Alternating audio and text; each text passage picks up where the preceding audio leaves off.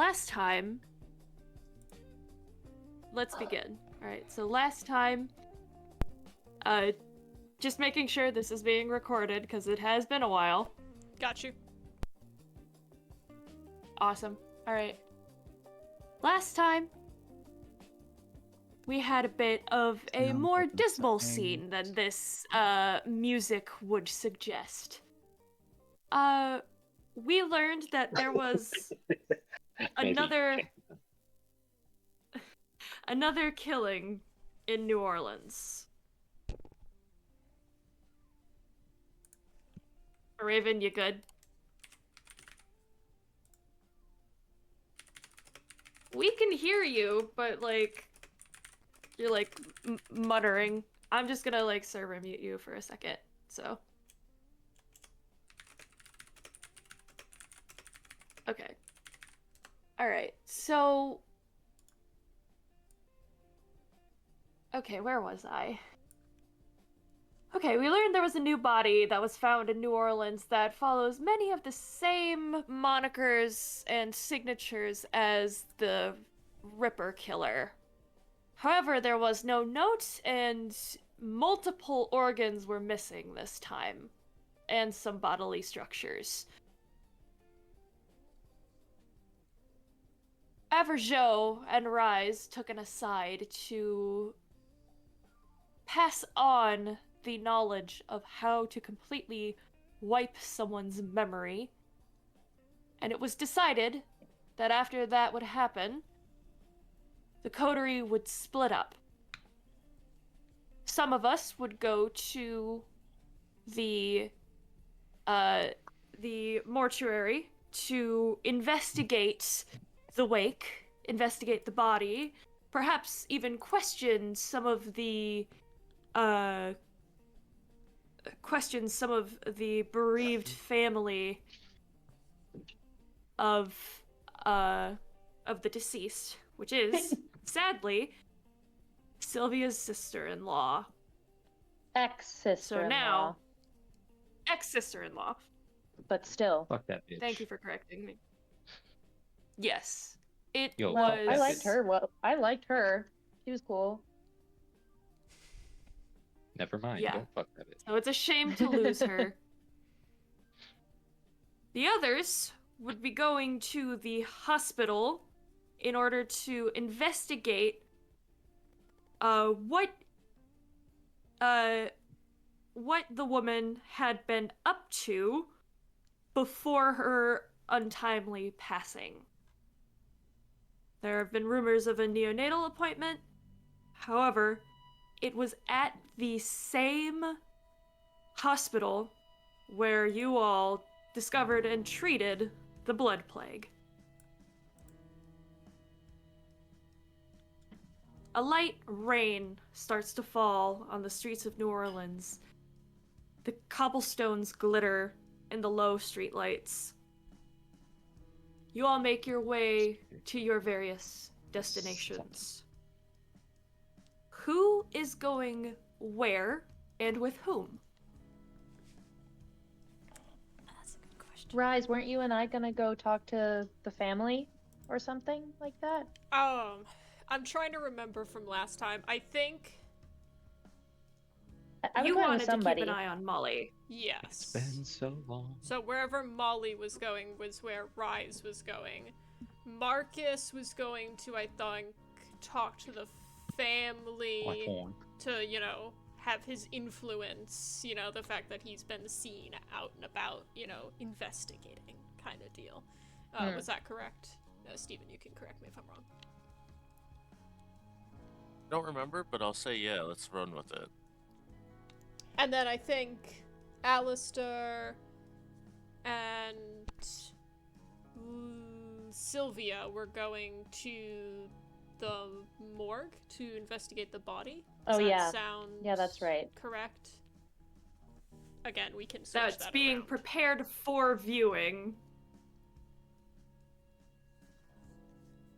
Or you're going to the funeral home to investigate the morgue where the body's records are. Yeah, something like that. Alistair and I were gonna go. So that must mean that Rise and Molly were gonna go to the hospital. Yeah, again, Steven let me know if I'm getting that mixed up. It was either the two of us to the hospital, or Marcus was going to the hospital. I can't quite remember. My apologies. Molly, it seems, will be staying behind this adventure because a sudden rush hits the bar as you all leave.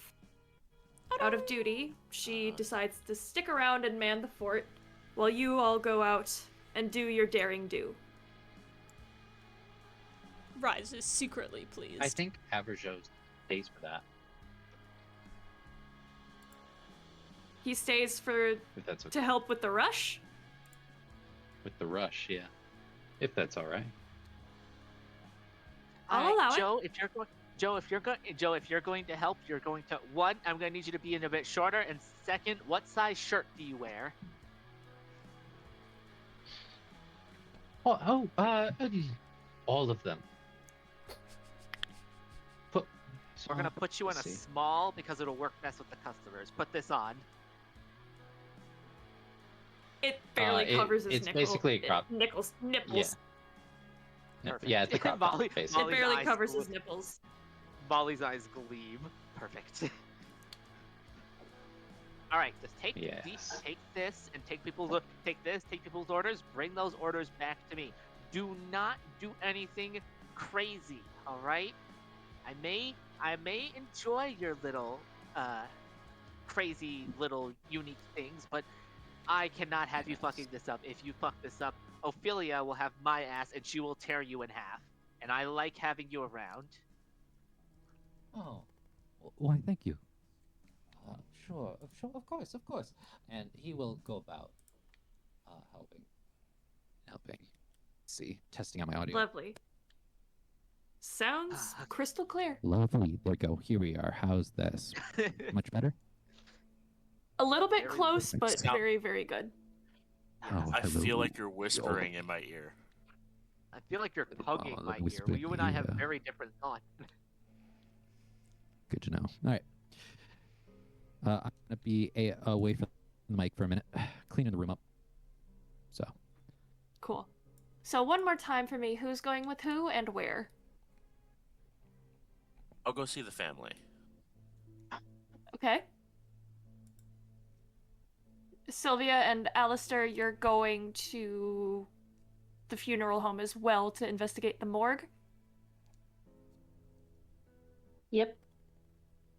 What are we trying to find out exactly? Like, cause of death? Find the records of the body.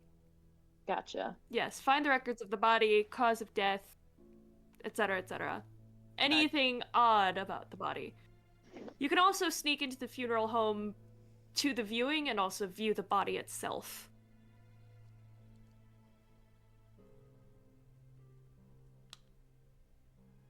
Alright, I will pull you off server mute.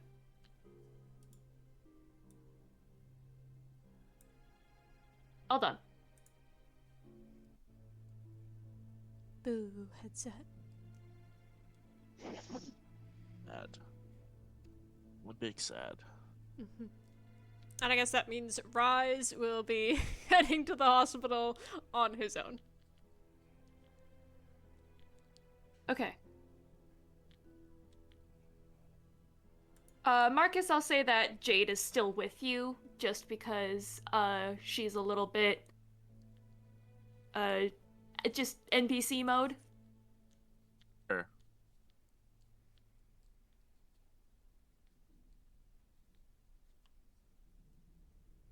Alright. Give me a moment. Let's see who we start with.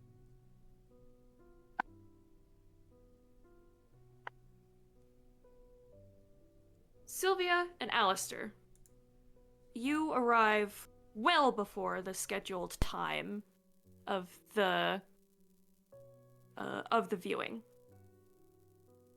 There are a few cars parked around, but it seems that the building is open. If you would like to investigate the scene further, you can give me wits investigation or wits awareness. Okay, it's been a while since I last looked at my sheet, so let me just pop it up. What's Need me to roll for you, sis? Yes, please. Give me 1 second. Do I have anything investigation? Oh yeah, I do. Okay, I'll probably go wits and investigation for this one Okay. because I feel like that's more fitting considering we are investigating this place. Okay. Mhm. So Right. 3 successes. Okay, give me 1 moment. So 3.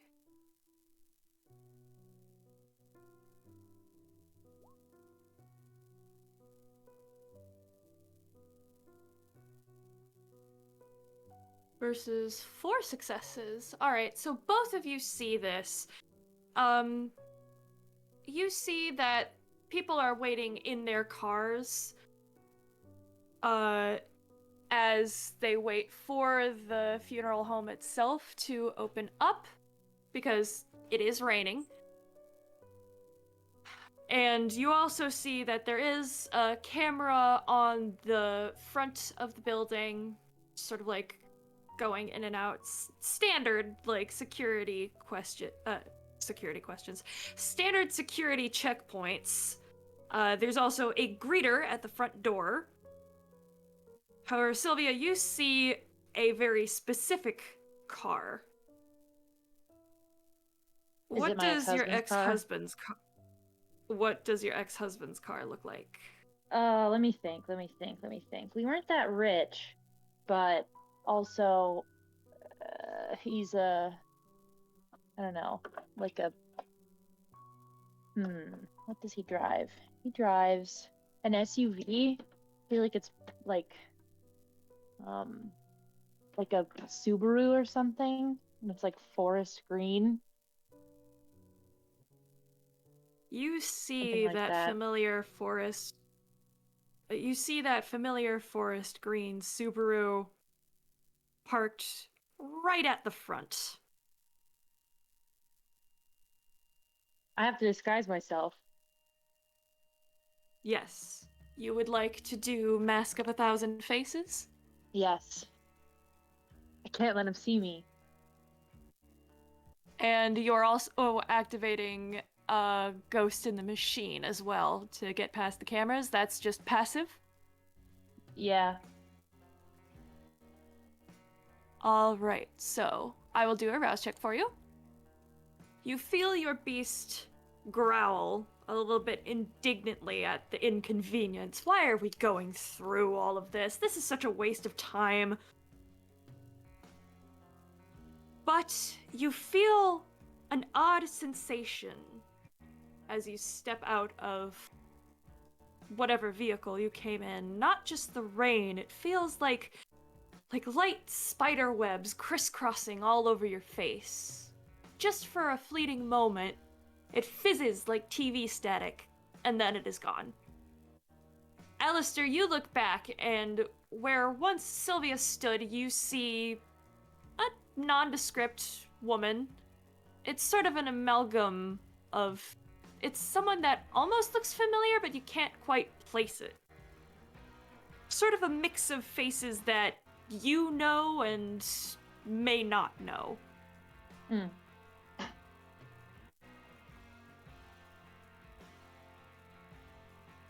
Alistair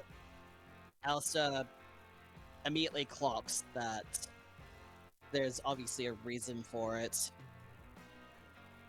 Someone you don't want to see? Someone that I don't want to see me. But who knows? Who knows what'll happen? This is family, ex-family. And they think I'm dead. Which I am, but they don't know that I'm, undead. Well, this is a family matter, so I will let you take the lead in terms of how we're going to go about this investigation. We obviously need to find out what happened, but this is also a very delicate matter for you. I can understand that. It's okay. I've started my processing. I'll be all right, Alistair. But thanks. Let's just go and see what we can find out. Hmm. So, is Alistair also gonna be hidden from the cameras? Are we gonna sneak in, or are we gonna like? What's our plan of attack? Are we gonna pretend to be people who can get back there, or are we gonna just bust our way through? That's up to you guys. Do you think you could pretend to be a mortician or something, Alistair? Or do you want to sneak? You're emo enough. You could be a mortician. Alistair damn it. thinks about this and glances at the cameras. That is actually not a bad idea. My knowledge of phlebotomy is rudimentary, but I think I can make a passing impression. Okay. I'll be your assistant, and the cameras won't see me. Wait, why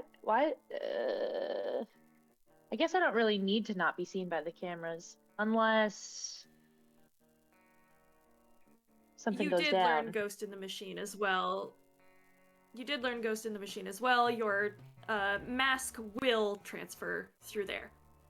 Okay. Sounds good. I think it's a good idea that you do have this because I believe you are still wanted for your office break-in. Oh yeah. Yeah, it's probably a good idea to not be me right now. Okay.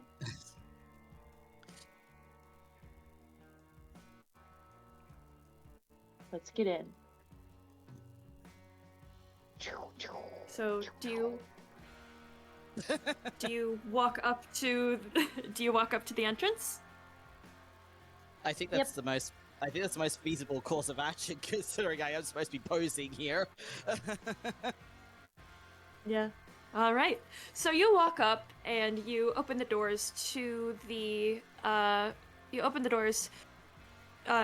funeral home, and there's a lady with a clipboard who looks like she has, organized the event and has programs and stuff, and she sort of smiles and Is this the wake? says welcome. Yeah, this is the wake. Oh my god. So her body's there Her body is there. on display, but we have to try and get into the morgue. Okay, that makes sense. You can investigate the body as well here. She says welcome, and then she asks, relation to the deceased? We're here on Shit, what do official. we say? We're here at official business because we have received reports that there may have been some issues with the blood tests. I'm here to verify that there has been no contamination of the body whilst the wake is going on. My assistant is a student in training, so she'll be accompanying me to learn the processes. And we don't want to disturb any of the family or anyone, so we'll stay out of the way of the viewing. Don't worry about us. Alistair, make me a manipulation persuasion roll. Okay. And I will say this will be difficulty 3. It would have been difficulty 4, but since Sylvia is backing you up and you have some knowledge, I've knocked it down a peg. Okay, so manipulation and persuasion. Yes. Okay, so That was fucking awesome, Alistair, I have to say. Great thinking. Good improv there. Mm-hmm. Okay, so let's investigate. So manipulation, persuasion. That is. Oh, it's a good thing I put dots in persuasion. Okay. Please be kind to me today, dice.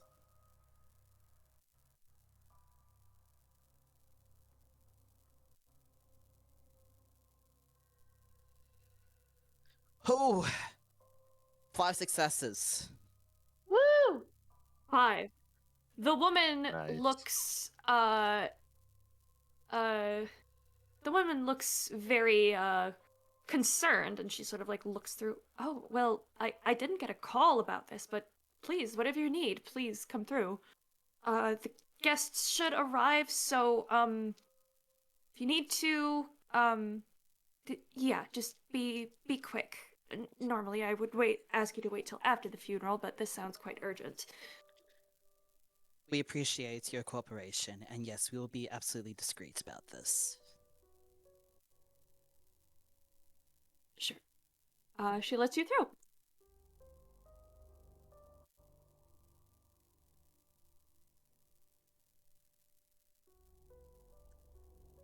All right, let's see now. Rise. Let's jump over to you. Oh. You make it to the hospital, and it is bustling, as per usual. What is your plan? That is a great question. I'll probably look around, or Rise would look around for like a a quiet place. He doesn't have a mask, so he's probably going to try to become invisible and sneak around. Okay, give me wits and awareness. Gotcha.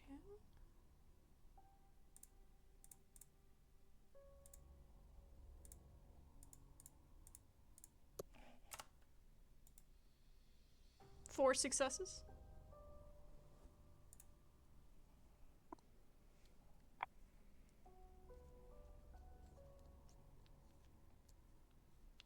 Meets it, beats it, I will say. You just managed to duck into a mostly empty waiting room, and you managed to become invisible without any view of cameras.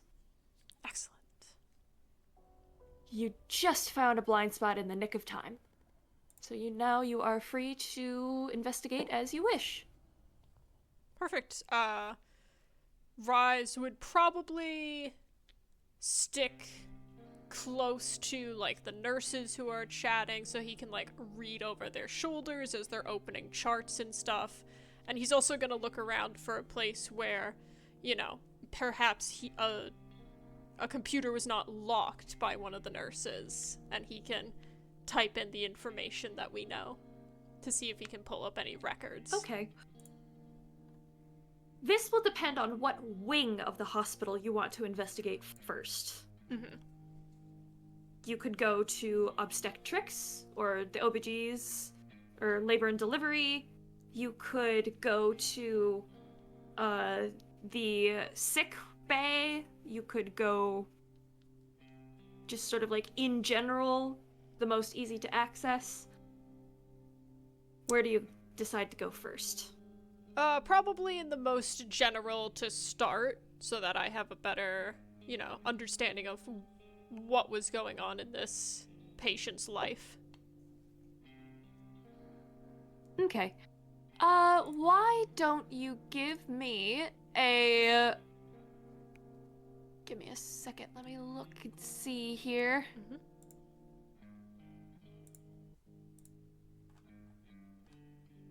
Why don't you give me a wits and stealth roll?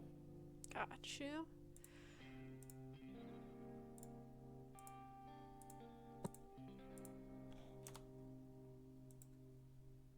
Three successes?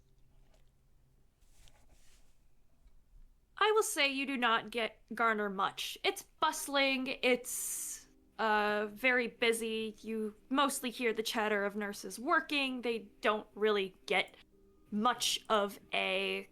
It's either too loud or too quiet. Like, you look over the woman's shoulder as she, like, signs patients in. You see multiple people in the waiting rooms. You walk through the ER. It's chaos as usual. You don't find much information here, but as two nurses pass you by, you hear... did you hear what Shelby is going through right now? Yeah, losing one of her clients is always really hard. That poor mother. Rives will be like, ooh, Shelby, that sounded above board. Did Sylvia tell us, like, her ex-sister-in-law's name? I don't remember last time. It is Danielle. The Shelby that they're talking about is most likely a nurse here at the hospital. You're able yeah, to yeah, that makes figure that out. makes And more they also sense. mentioned that poor mother. He'll, like, slide his way over to, like, OBGYN. Be like, mother, so Okay. probably It does saw not someone take here. you. Give me some wits investigation. Excellent.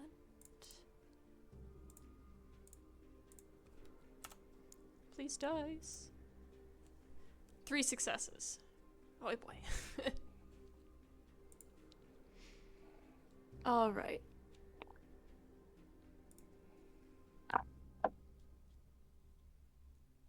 It does not take you long to find the obstetrics wing, and you see a door to an office labeled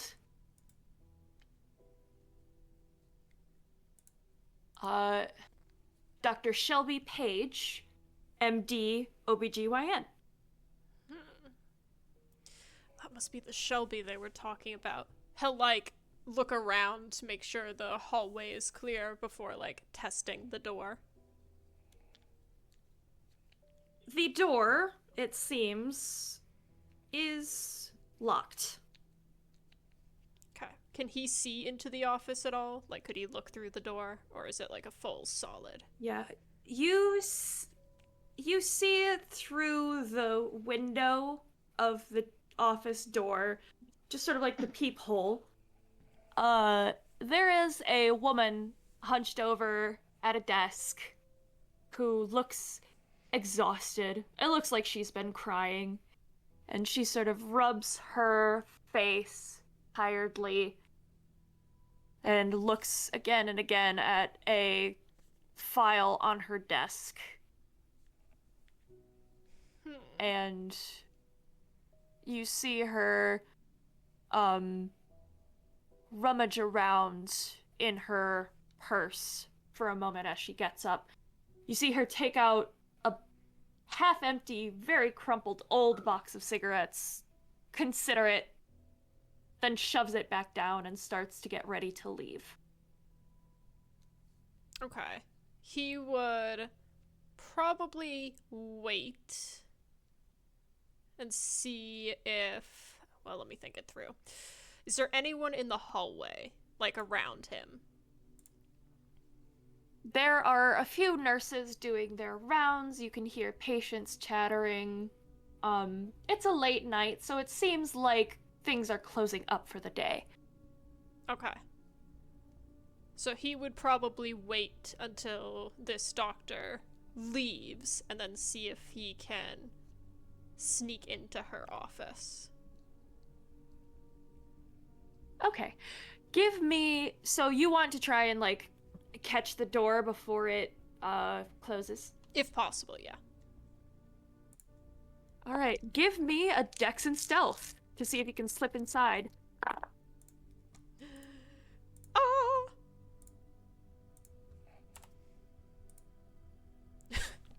Tonight is the night of threes, I guess. Yes. You watch, you time each step as she starts to get ready. You sort of like count the seconds. 1 foot, 2 foot, 3 foot. She opens the door and is not even paying attention. She lets the door swing wide. It's and you slide in just as the door closes. Phew. Hill. You are now in Dr. Shelby's office. He'll go over to the desk and look at the file that she had been looking at. On it, if you available. see the name Danielle LaCroix. Aha.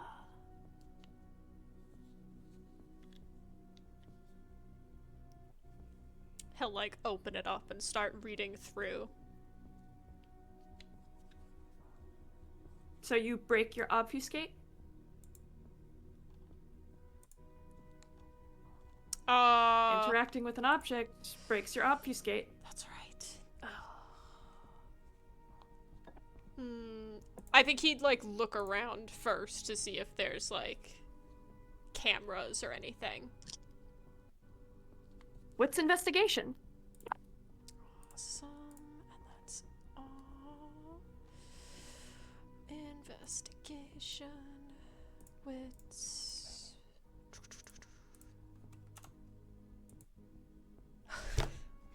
Alright, let me re-roll. What? I can re-roll 3, right? Yes. Cool. I'm just gonna go with 3s all night. Yeah. You do 1 search, 2 search. You are about to see that you don't see anything, and then you spot the webcam on top of her monitor. Is it one of the ones that has the, like, cover that can slide over it? Or is it just, like, you can move it around, or... It seems to be independently attached.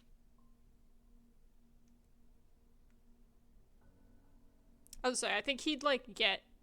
As in, it looks like it has been installed for both security purposes and to video call clients.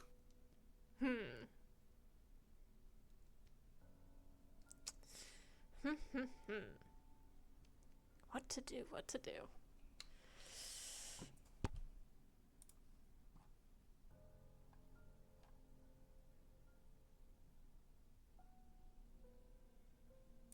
That won't help, that doesn't help.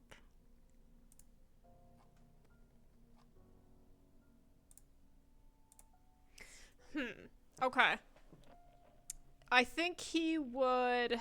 Oh, go ahead, sorry.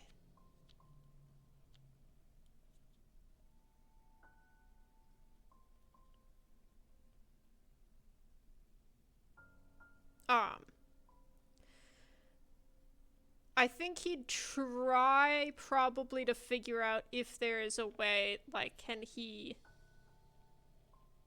If he's behind the computer, is there any way, like, he wouldn't be, like, his hand wouldn't be caught, like, sliding the file off the desk? It is facing the chair. It does not have a view of the desk from what you can see.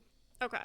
So I think Rise would, like, slide behind the computer so that he's facing the chair himself and, like, reach underneath and, like, slide the file towards himself. Dex and stealth. Stealth. Where'd you go? Stealth.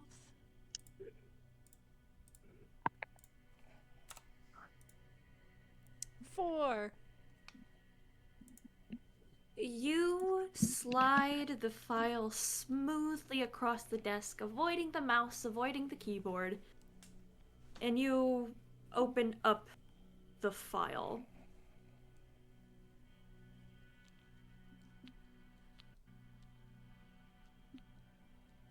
Give me an intelligence investigation if you would like to read this file right now, or a dex and stealth in order to get out of the room with the file taking the file with you? I think he'd like to take it with him anyway. So Okay. Let me try that. Yeah. Which would you do? Okay, you're just taking the file without any, Actually, he should without no. looking at it first. I think I changed my mind on that a little bit. I think he would probably read it because, like, just in case anything were to happen, he'd like to get some information, I think, first. So that was, you said, investigation intelligence? Yes. Okay. While that's happening, Marcus, you start to see people pile slowly, sort of single file into the foyer of the funeral home. You roll up in your beautiful Hellcat with your fiancée by your side. What is your plan? I want to find the parents or next of kin of the deceased. Okay, so you want to look for Sylvia's husband. Yeah. Or Ex-husband. ex-husband. Okay. Jade kind of looks at you and asks, so, how are we going about this? The same way I go about everything, my dear. With style, fashion, and shooting from the hip. All right, if you say so. I'll do my best as first lady then. And he offers his arm as he leads her in. She accepts. Immediately, the hall is abuzz, and the event organizer looks extremely flustered and says, Mr. Payne, we didn't expect you here. I didn't want you to expect me. I wanted to come in, say a piece to the next of kin, and then be on my way. Just come in, stop by. I'll be in and out, no problem. I mean, that's awfully generous of you. But I'm terribly sorry. I've been instructed to not let anyone in without the family's permission. I'm coming to directly speak to the family. Roll me a charisma and persuasion, if you please. Maybe to have And a give me a Toreador. great and give me a great speech about And agree. how you feel so strongly about letting the family know that they are not alone in this moment. Okay. Again, I'm Toreador easy. I'm going to activate Daunt. Add my Daunt. Yes, Dodge. hold on. I'm gonna activate Daunt, but I have a really fun way to do this theatrically. But by adding Daunt, it Why allows me to add my daunt presence. instead of? You can also use scared. awe. That's the Ah, more I know. positive one. I know. He was literally going to pull out my You're- jokes. I was gonna say a some joke of like, people- "Let me in or I shoot you." He's like, Some I feel people like I feel like he's people literally find taking it the shoot for the intimidating hip just by seriously. existing. So I think we just let him cook here. Oh. let's see. Oh, are you Uh, going full Karen? No. No, some people's Trust presence the is vision. intimidating by itself. Okay. Trust the vision. All right. Let's. I'll trust the vision. Daunt it I is. will not, but I will not, but I want to see how this goes. Would you say beautiful would work here? Yes or no? I would say yes. Okay. So that is 3, 8, another 6 on top of that. with Daunt, I'm gonna up the difficulty on this. This is gonna be difficulty 5. Okay, I am rolling 13 dice. Ooh, Because it boy. won't let me Why roll did I allow you to anymore. max? Oh my Why god. will it? And it's difficulty what? 5? 5. Ooh. 5. Actually, fuck it. Make it 6. Let's make it Oh my half your dice god. pool. Okay. Good luck. 5. I'm going to use a willpower on that one. And I'm Oof. going to re-roll 3.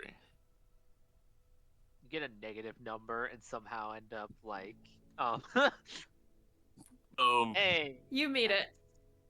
Alright. Give it to me. What do you say?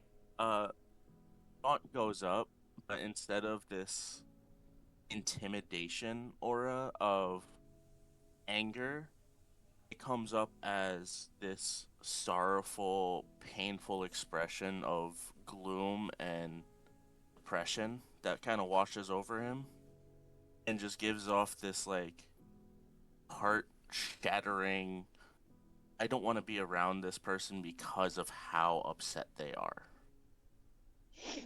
Okay, so bordering on hysteria. About. This is more like that Melancholy? death hits. Yes, melancholy, gloomy. Like he is just acting it on. And, he drops his head a little bit. As someone who doesn't have much family around anymore, I wish I had someone who was able to be there for me in any of my time. I know where I stand in the public eye, but that shouldn't matter here. What should matter is that in there's a family who has lost someone to a very, very terrible tragedy. And all I want to do is go in, give them my condolences, make sure that they know that they are not alone in this grieving process. And I want to make a sizable donation to them to help them through this hard time, to make sure that they can take some of that weight off of their chest and off of their shoulders. This way, it is no longer standing in a deep sea of despair and loneliness. This way, and like a single tear starts rolling down is like A blood what would tear? no what would look like a tear, but it's just like you know how actors can kind of just get their get that sniffle in Yeah. and eyes like watery, Sweaty. like Mhm. he's getting himself all misty. He's got those fucking Yeah. fake eye drops. So he like as he's like raises his hand to his eyes to like wipe his face, he like quickly like drip drip. You put on this performance, and one of the women in the crowd just says, "Oh, for fuck's sake, let him in!" And the woman steps aside, looking quite misty herself, and says, "Yes, sir, of course." And he just give her a soft pat on the shoulder. There's gonna be good fortune in your future, I know that for sure. And he walks in. Lovely. So you join the crowd around the that is waiting in the foyer before the viewing. You can hear a bit of a buzz around, both about your performance and some other things. Jade looks to you and just says, "My love, I think that was a bit much." Privately, quietly. I skip the main 3 rules of making a plan. Fair enough, love. Who do you want to tackle first? Let's find the ex-husband of our dear friend. I will save my few choice words for him for another time. All right. Give me wits investigation. Investigation and wits.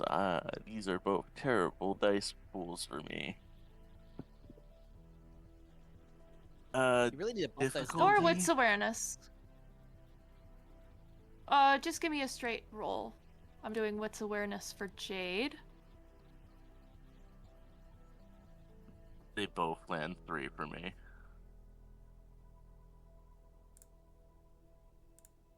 I didn't put it as a 0, but 1 success. Just the one. You can hear Yeah. buzzes about your performance, and you look through the crowd, but you aren't entirely sure what the. You haven't seen a picture of this man in a while, much less really know exactly what he looks like, but Jade quickly points him out to you and says, hold on, it looks like they're fussing with the doors a little bit. Let me go, see what's going on. And she walks off.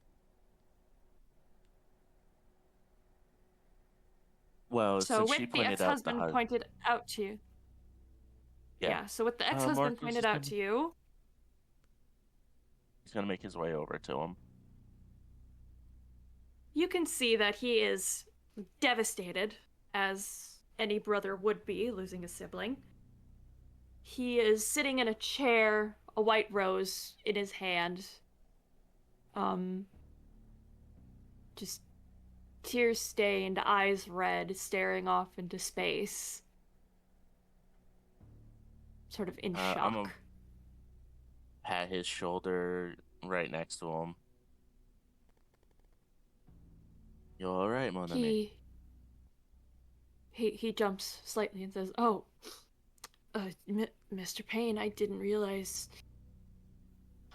Thank you for coming. Sorry, I'm a little bit out of it." I understand. I recently lost my Peter brother Fane, not too long ago. Yeah, Peter Fane, he holds out a hand. Marcus shakes his, and he's like, I understand how it could be. I lost my brother not too long ago.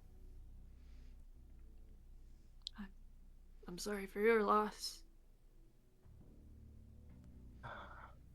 My family has a bit of a saying, celebrate the life, don't mourn the death. But it's more of a way to relieve that pain. Feel the pain that you have, but focus more on the good times you shared versus the times you can't have together anymore. Yeah. He sort of sniffs a bit and reaches for a tissue. I'm just. This whole week has been fucking disaster. My sister got murdered. Then her husband was taken in for questioning and he can't attend the funeral because he's still being surveilled, still being questioned. I understand. It's his sister. He was devastated, and I mean, it's his wife. He was devastated. They were so excited. We'd been rooting for her for so long.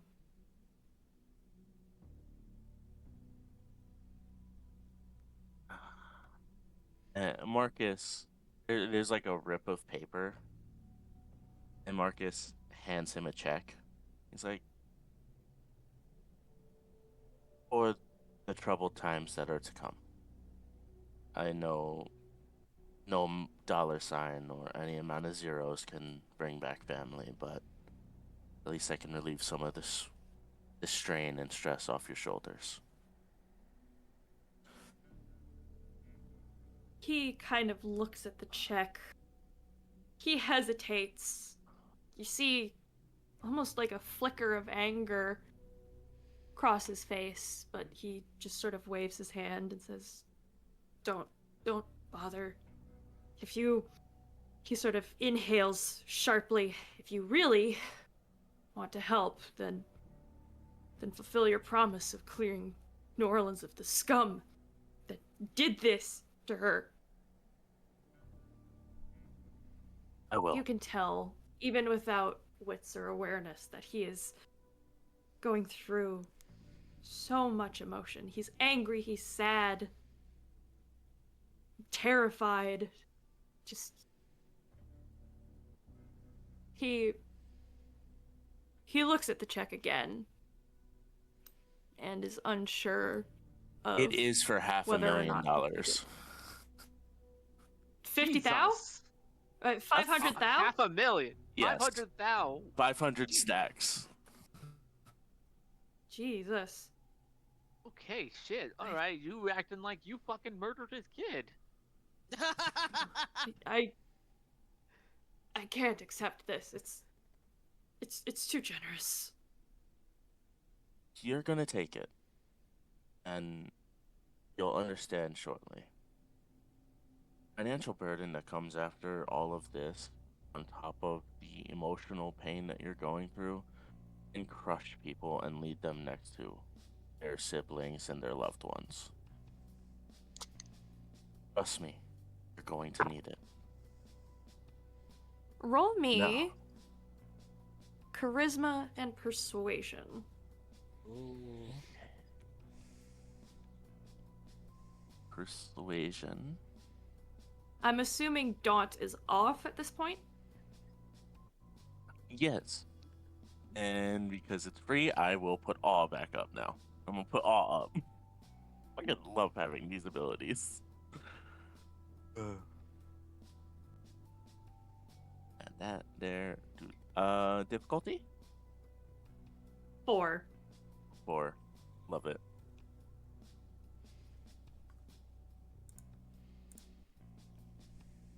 He hesitates for a moment. He looks conflicted. Then he looks across the room to his daughter that's just sort of coloring at one of the tables in one of the alcoves. Just blissfully unaware of what's going on, but knowing that the adults are seemingly sad and that Auntie is gone. He's gonna need you. The little one over He there. nods in quiet. Think about it. How much is therapy? How much are your bills? I'm sure you've taken some time off work to handle all of this. That's a paycheck that you've missed. All of that is right there in your hands right now. Wait, why? why? Why is he giving him money? And Marcus is about to Buttering shoot his him up, daughter so in to the speak. casket. He's greasing the wheels Uh, here. You know what? I won't gonna- question the methods. I won't question He's the gonna- methods. He's gonna DDT You the body. you see Peter swallow dryly. He accepts the check and sticks it in his coat pocket. Sometimes I wish her mother was still around. She and Danielle were close. Hopefully they're both happy wherever they are, and not in pain. Little do you know. Now, I do have 2 questions to ask you if you don't mind. Just if we could step off to the side, just quietly. Yeah. Yes, of course. And Yeah. you're probably working with... Yeah. He agrees and he steps off to an alcove. Marcus throws his arm over him. See, can't get anything past you, can I? Yeah, I'm trying to help out as much as I can with the case. What's the point of making promises if you're not going to follow through with them on yourself, right? Yeah. I mean, I'll tell you what I know, but I only know as much as the next layperson. That's fine. Information, one way or another, will lead us down the right path. And if you can help put whoever did this to your beloved sister behind bars, didn't you want to? He nods. I want the book thrown at that motherfucker. Are we alone now? Just me and him? I'd say you're in a secluded enough spot. Excuse me. Do I want to do this? Bless you. I got it, Yeah, thank you. yeah, I'm gonna do this. I'm gonna make 2 quick rouse checks as I activate Majesty. Why Majesty? What's your thought process here? Oh, Marcus is about to put this dude on his villain arc.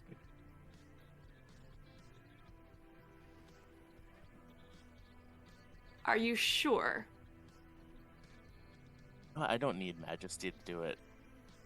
Awe's enough. You're just pulling out all the arsenal today, aren't you? I will make a devil's bargain with you. Oh. I'm listening. Go on. Devil's Dargan. You can automatically succeed at this task and put this man on his villain arc, as you say. However, you will not be able to protect him from any consequences that come from that.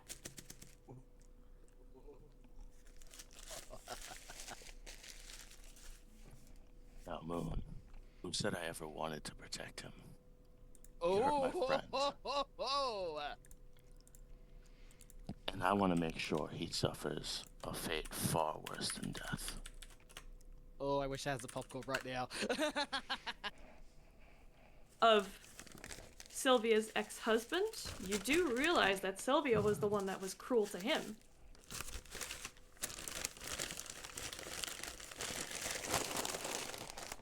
I know. Drug abuse, suicidal tendencies. Being a boss ass bitch.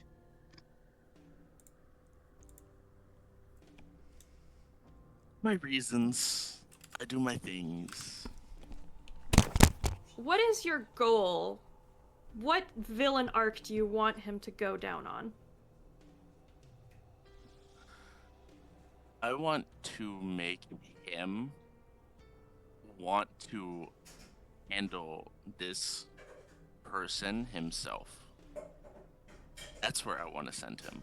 I want to put him on a quest to handle the person that killed his sister. If you do this,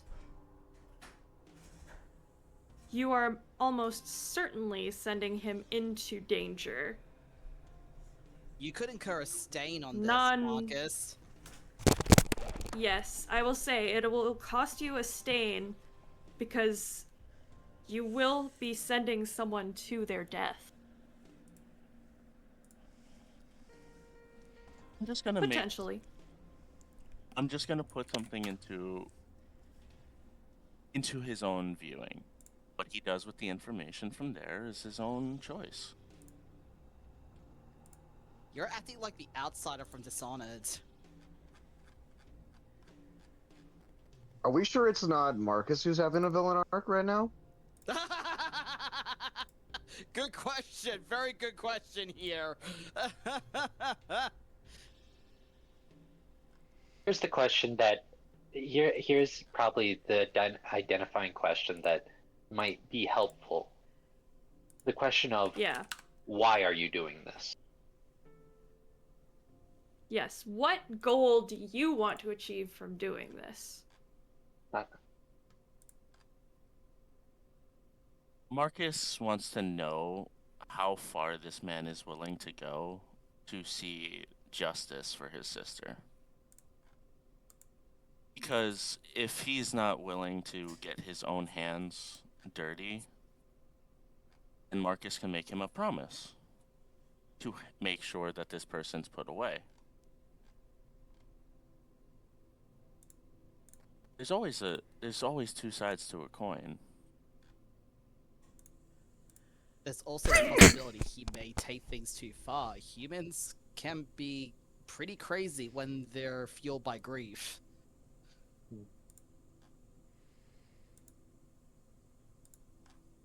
Risks and bad decisions are the lifeblood of this game. That's true. Marcus is a military. Speak for yourself. This is okay. You have to remember, Marcus comes from a military background. Marcus And he knows was how a to break spy. some. He was. Marcus knows how to break someone down, just so they can see the worst part of themselves, and then fix it. That is how he trained people to be a good soldier. That is how he trained people to be better people. He wants him to see the you villain want to inside. Marcus wants to hold up the dark mirror and let the person see the worst in themselves before acting on that. So what you're doing is basically showing him a dark mirror. You don't necessarily want to send him off on a quest to... You just want to see his resolve to potentially do this. This is a Milgram test. Yeah. All right then. I will allow you to proceed, but it will cost you a stain. Change me. Do I want to go through with it now? Because that stain You is could gonna fuck simply me over. ask him. That is true. Would you like a suggestion? May I make a suggestion? I'll listen to the suggestion, but I just reworked my entire script in my head. Go for it though. Okay. My suggestion is you commit to what you just said. Your money can talk for itself. You can have people trail him, track him. Maybe he'll find out something that you guys don't know.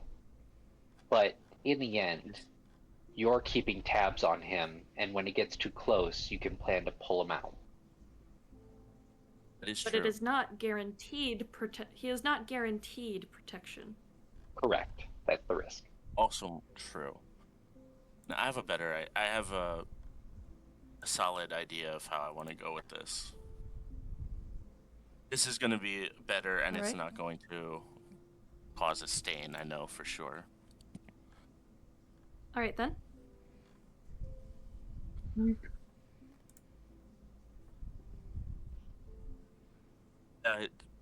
This is me forgetting, not Marcus. His name is Peter, right? Yes. Okay. And Marcus is like, Peter, you feel that fire in your chest, don't you? All that anger and grief How- kind of boiled up in one bubbling pot that's hit gas and is just a big fireball right now. He nods quietly. Yeah, it hurts. Everything Now, hurts. allow me to ask you a hypothetical. If you could possibly Yeah. get your revenge on that guy, what would you do?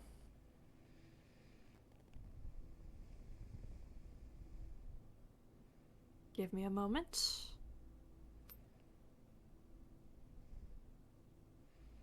I mean, who wouldn't want revenge?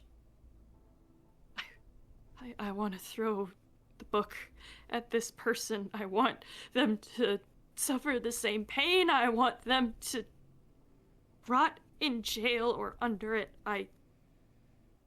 He sort of swallows to hold back his emotions and looks once again at his daughter.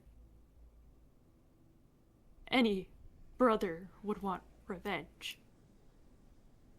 But I can't do that without risking her future. Exactly. You couldn't do that. But I know people who can. He kind of Police. snaps his head back around, like looking at you, like, are you saying what I think you're saying? I have a few private investigators looking into all the killings that have been going around, trying to help the police narrow this guy down. I want everyone to get the justice they deserve from this guy. And, you know, gathering that information takes time. Time that is not something we really all have in our hands. But Yeah. I want you to look at that. I want you to look at that little girl out there. Your little girl. Answer me one more question before I, go see what my wife is up to and make my way out of here eventually. Are you What is gonna it? let her watch? Are you gonna let your daughter watch you fall apart? Or are you going to turn that anger into something else? And I'm not saying go out and do this on your own, but maybe take up boxing? Or maybe bring your daughter out to the park a little more. Find some way to channel all of that, but not let it negatively affect you. You can see as you ask the question, are you going to let her see you crumble? You see his breath catch in his throat and his heart stutter as if aching. He again swallows dryly and says, "She already has. When her mother died."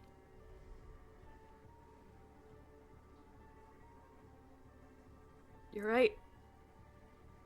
I need to be strong. For her. Not just strong, my friend.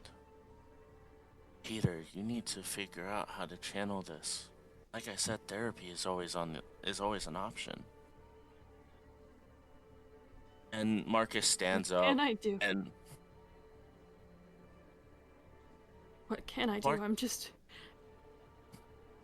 one man. I'm just a salary man. Marcus stands up and, walks in front of him. Well, I can make a little deal with you. Just one simple vote. And then he turns around and puts his right hand out. And all I ask you in return for a vote for my mayor position is that you trust me for a brighter future.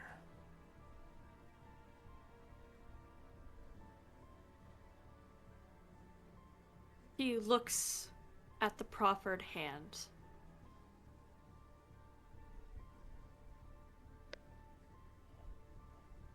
He debates it.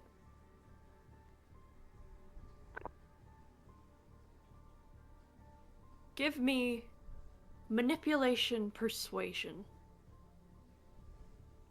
Difficulty of 3.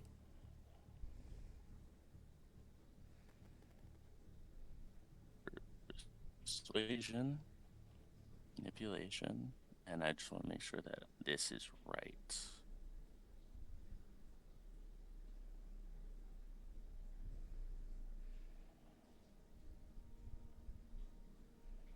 I love that. And because I said I was gonna keep awe up and not do majesty, I still get to add my fucking presence rolls to this. Oh, I love this ability. And DC 3.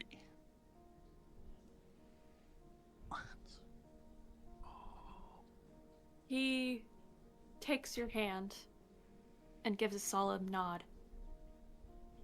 As long as you can put whoever did this under the fucking jail. You have my word. Trust me. I should go check on my daughter. And he quietly excuses himself and walks off.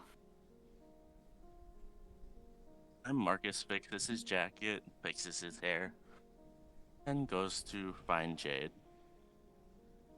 Jade had been chatting with two ushers and says, as you approach, "Oh, hey, did you find anything out?" I found out just how deep these scars went. That's what I really needed to know. Well, apparently, the service is delayed. Something is stuck against the main doors. Or they're locked somehow. He pinches the bridge of his nose and whispers to her, "You don't think there's a possibility that somebody from our group is here as well, do you?" And with that, let's cut back over to Alistair and Sylvia. Earlier, the guide, the event planner had shown you the way to the quarters and to, basically where the body was prepared, so you have all the records there, at your disposal, so you can look through everything, get set up, quote unquote. And you also have easy access to the hall beyond, the viewing hall. Either of you can give me wits awareness. You can roll for me. Gotcha. So with awareness? Yes. Difficulty of 2. Okay, with awareness.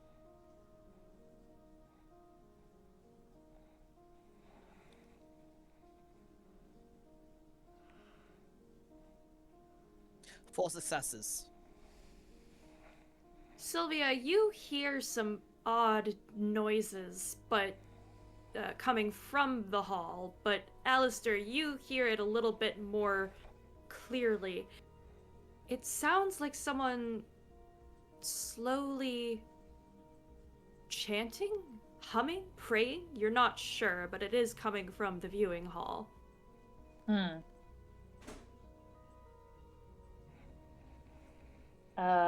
Can I poke my head around?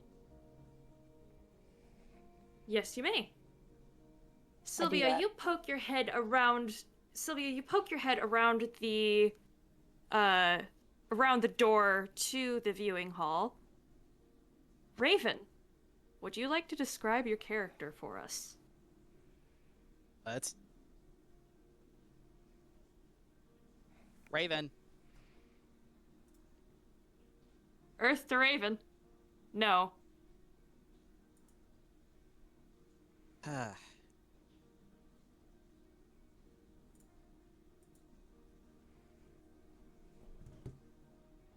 I unmuted you, I thought.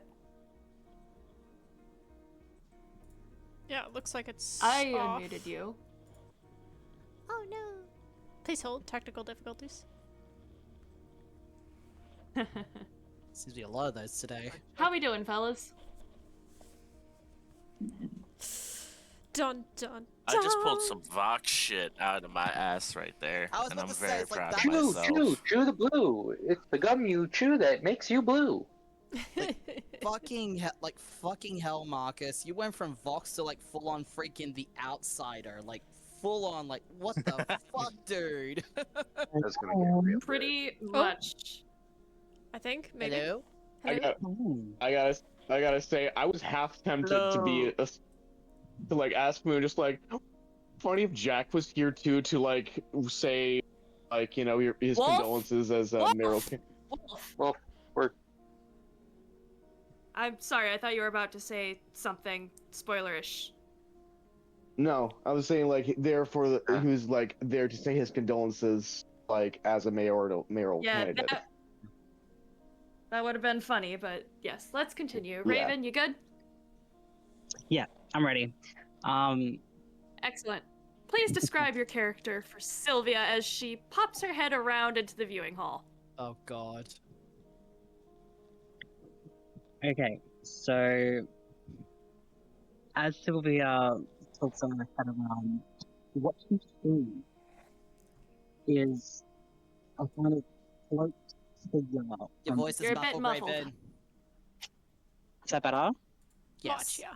Yes. Fuck, my thumb was over the mic. Okay, that's where the mic is. Sorry, I have to use my phone because my laptop's fucking up. Alright. As Sylvia's leaning around the corner, what she first sees is a cloaked figure, the back of a cloaked figure, kind of just humming and softly chanting some words that she doesn't quite understand, because it's in a different language. What he's wearing, is kind of like a purpley, bright orange yellow cloak type headgear. As he pulls it back to reveal his face, well, I bet she can't quite see it yet, but he's quite ruggedly handsome, bit of scruff, wavy raven-colored hair. He's got these beads adorning his chest, and his shirt is quite a Romani type style. He's got heaps of bangles and all that jazz. He's got his ears pierced with big hoops. Strikingly sea green eyes. That's what you see. Neat.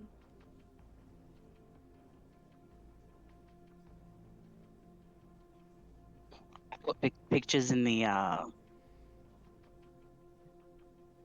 chat section.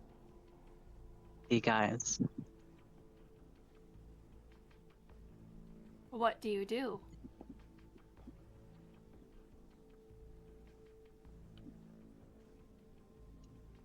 Me or Sylvia? Alistair? Sylvia? Okay. Either or. Alistair. Alistair, I'm assuming you're checking this out too? Yes, I am. Wait, is this where the body is?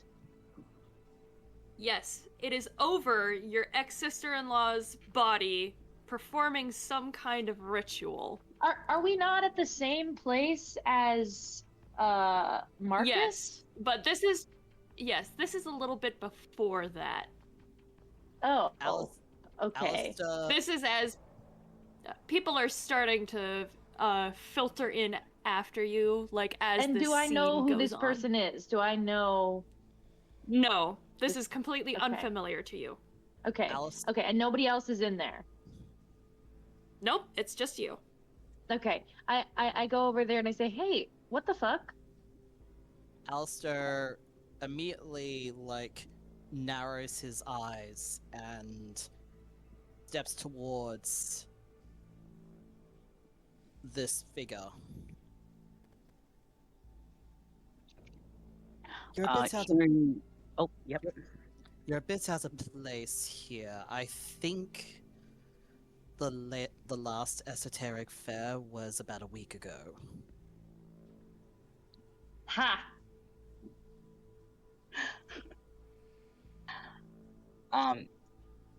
Being startled out of his mantra, the tall man swiftly turns around and he goes, oh, you almost jumped me out of my skin.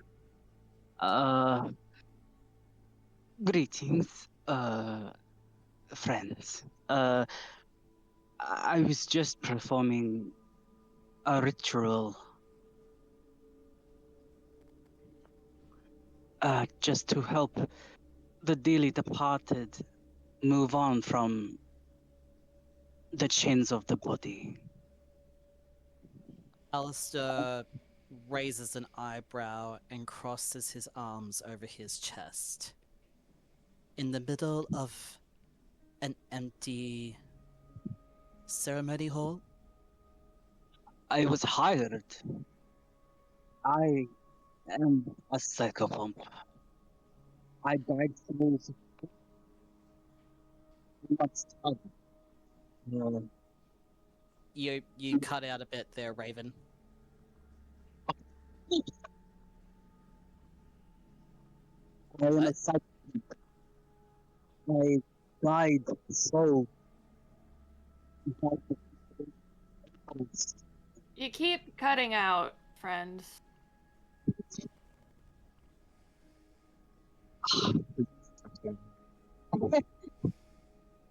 It's like close to just going to Belgium. Um, is it that BRB. Do you have like earbuds that you can use, or Yeah. that might be a little bit better if you're like too far from your phone, we can't hear you. If you're too close to your phone, we can't hear you. Oh, well, I was right up against my phone. Is that better? Yeah. Much. Keep it Oh. exactly at that distance. Okay. So let's try this for the lucky third time, huh? Yes. Yes. Woo.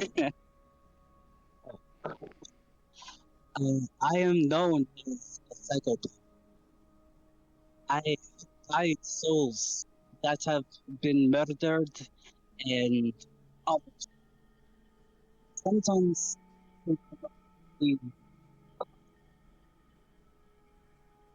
Yeah, you need headphones, hun. We can't hear you again. God damn it. Vale, do you have headphones? Pardon? Do you have headphones I could use, Vale? The only... Hang on. I may still have... Sorry. It's okay. Hold on. I'll be right back, guys. Because I... Oh, shit. Let's... Short bucket break. You I okay? love that. Yeah, quick intermission. Yeah, short break. Quick intermission. Everybody. I'm will be gonna get taking going a- at 10.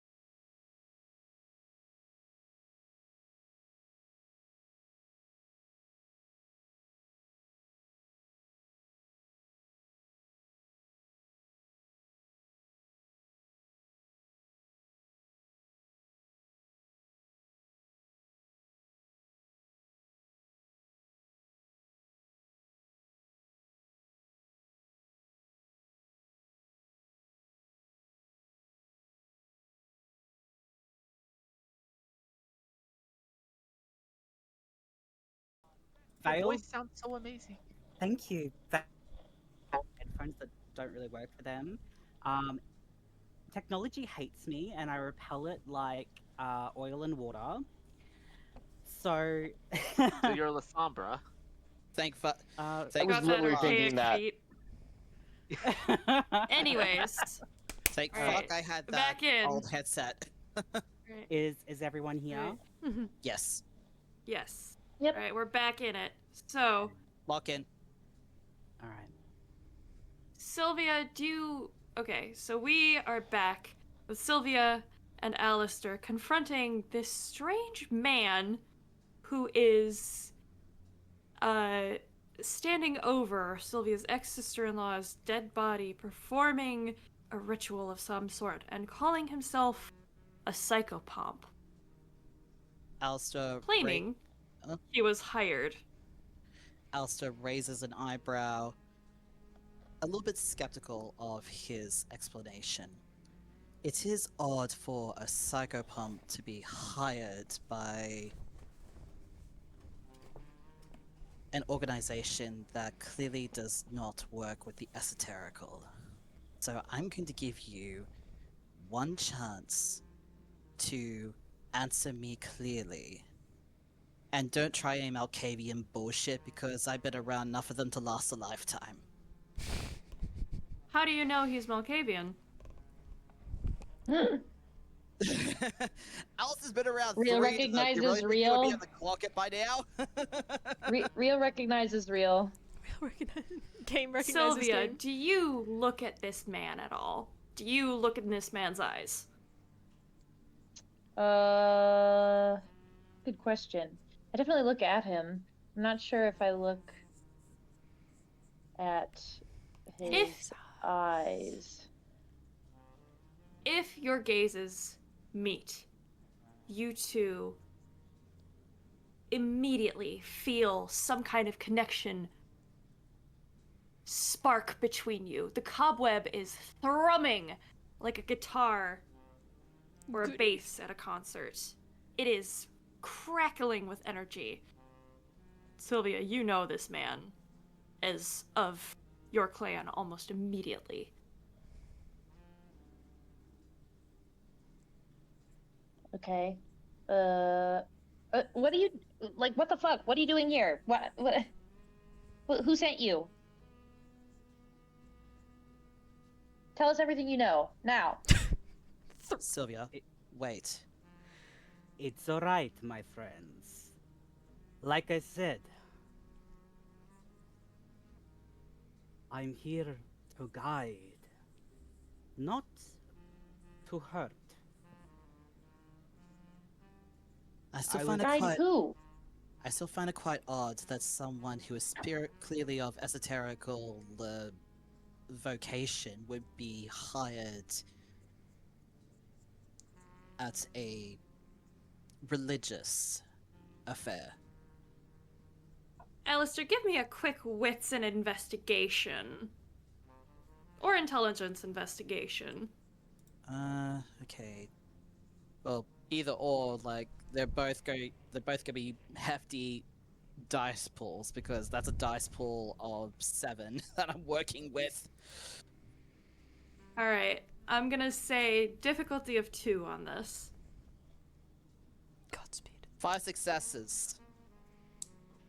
You look around the room and you immediately know this man is bullshitting because if he was hired, why does the main set of double doors have a chair propped beneath the handle to prevent people from coming in? Oh.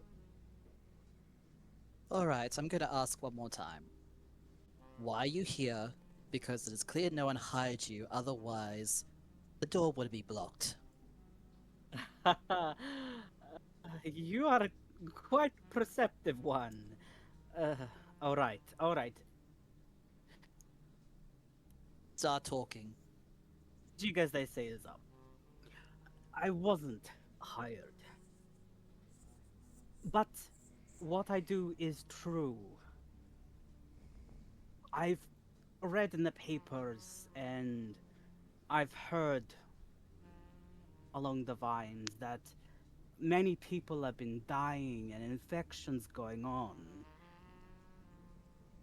This poor woman, he's pointing, gesturing towards the corpse on the slab. She went through enough, and I fear that her soul was tormented or in such distress. I wanted to help ease her. You know, he's looking at Sylvia. If you do have gifts or a way to help someone, you do it. You do not want regrets. But you didn't know her. What's in it for you? You just go around looking for tormented souls and to help ease them into the afterlife? Alistair, let's beat this guy up and get the fuck on with our investigation. Wait. He's putting his hands up. Please, don't keep me. I'm not a creep. Are you sure? Are you sure about that? I'm a creep. Goddamn box. All right, lock in. I may be a bit weird, but I'm not a creep. You look like an Indian guru, so creep is not the word I would say. However, you have not answered my question. Why would you be here if it was not to usher tormented souls into the afterlife? Especially since this is a public place and there is going to be a wake soon. You've literally blocked this area off so that way no one can disturb you. Yes. So I can check to see if her body had been tampered with, injected with any poisons. Hold on. What do you mean? You do not know? Speak plainly. I've had enough Malkavian bullshit to last a lifetime. But we are the spice in the kitchen rack. Very well. And I am the pepper that will spice you up if you do not speak plainly. Right. You need your nightcap. Let me speak simply. I am investigating the bodies because, one, the tormented souls I worry for, and two, there's been an increase of deaths, and as people of the night folk, like yourselves, we need blood, pure, not tainted by poisons. And what I've found is a lot of these people, there's more female than male, and the spike in certain female products makes it fishy. I think there's some kind of poison. Hold on. Are you speaking of the plague? Yes, precisely. It is the new 21st century plague. You know, every 1,000 years there is a new plague, yes? Is that how she died? Alistair turns towards Sylvia. Weren't you investigating a company that involved in skincare recently? Yeah, that's the office I broke into.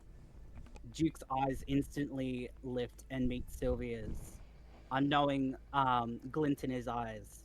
Precisely. This is also my deduction. And unfortunately, yes. As you can see, he points to under the fingernail beds, the discoloration. Even though she has passed, you can see her skin is still moist, but the discoloration is not right for the deceased. every person I have inspected and helped pass on has had the same discoloration around the nails and the corners of their eyes. What discoloration? Both of you can either give me a wits or intelligence plus medicine or investigation. Oh, So, jeez. Okay. so wits medicine, intelligence medicine, wits investigation, intelligence investigation. I lost my sheet, Moon. I need you to roll for me. I'm giving this to you for free. Oh, yay! Okay, so. Okay.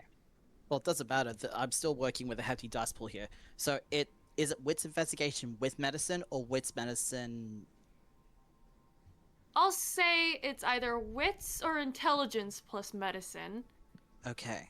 And I can say you can add your specialty for phlebotomy because you know about veins and such. That's and true. blood flow. That's true. What is Sylvia, I'm specifically- assuming you're doing intelligence investigation. Yes, I would appreciate that. Gotcha.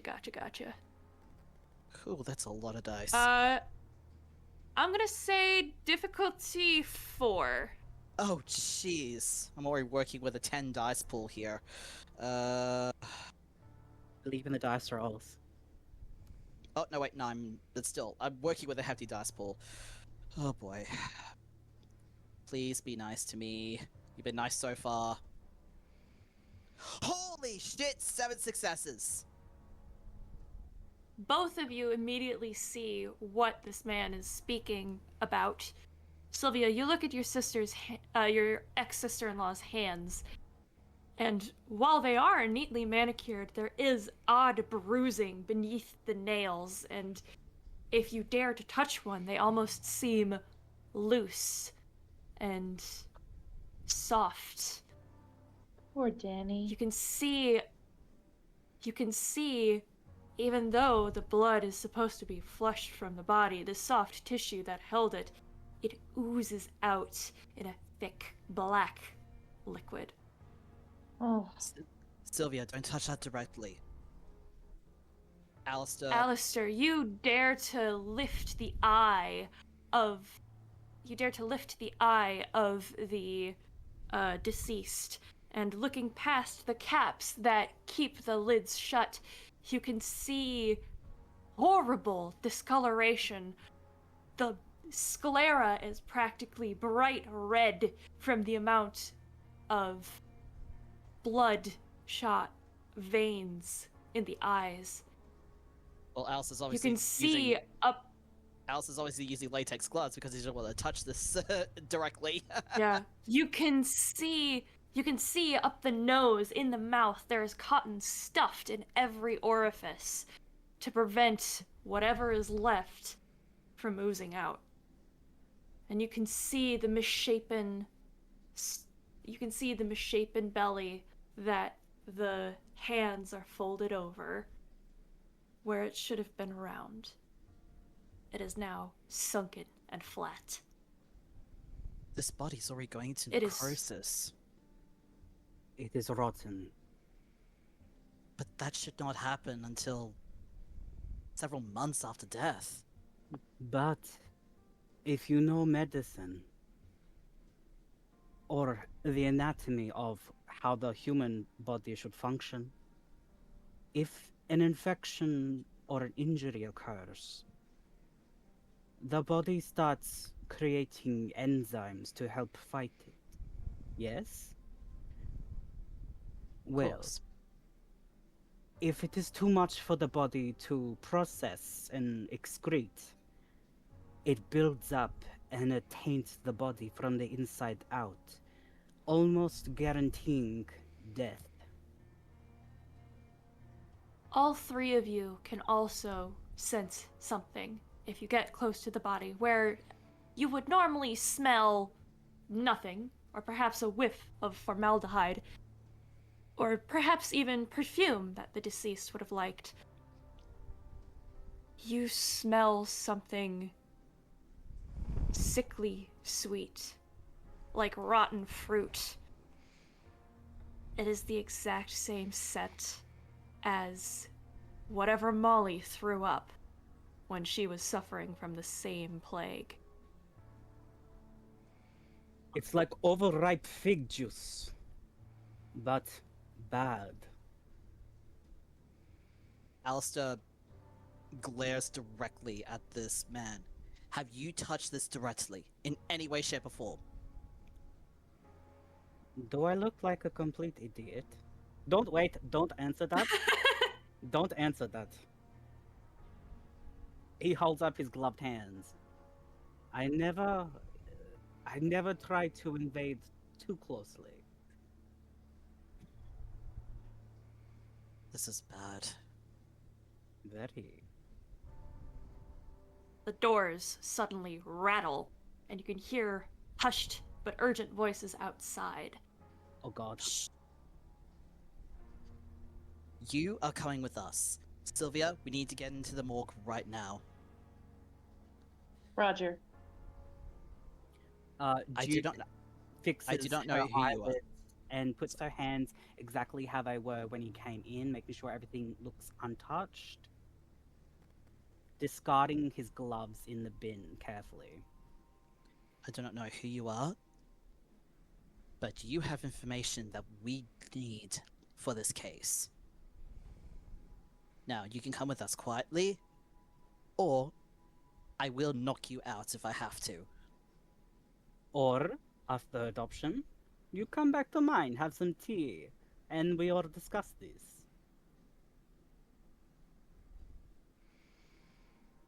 Elsa hears the door rattles again and grabs the man by the arm.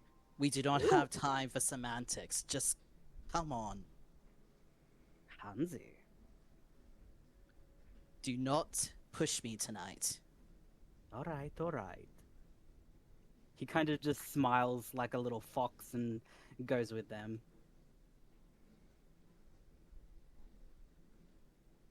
And with that, the doors finally open. And Marcus, you can see just the vanishing trace of Alistair's coattails as you walk in to the hall with Jade. Mm. Oh ho ho.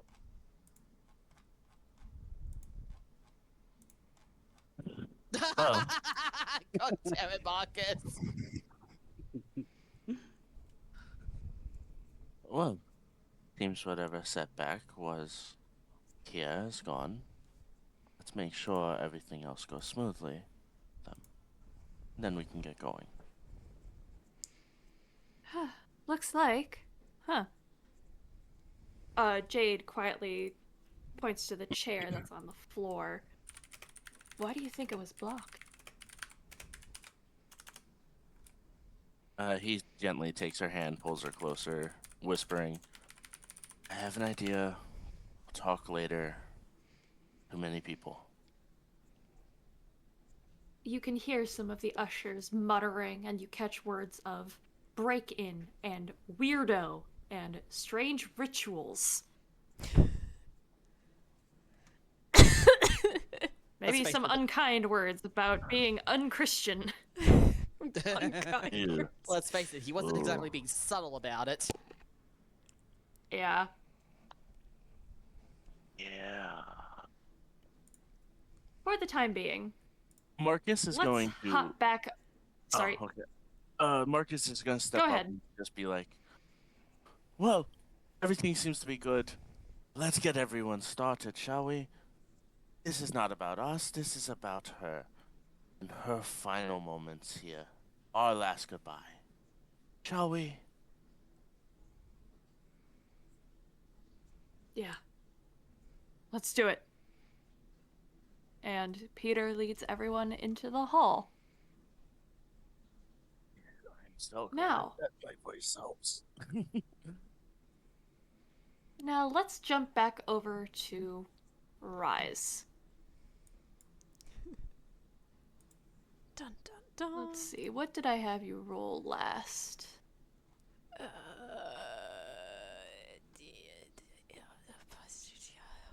Investigation. Investigation intelligence. Intelligence 3. Because why not? 3 successes. All right. You quickly look through this file.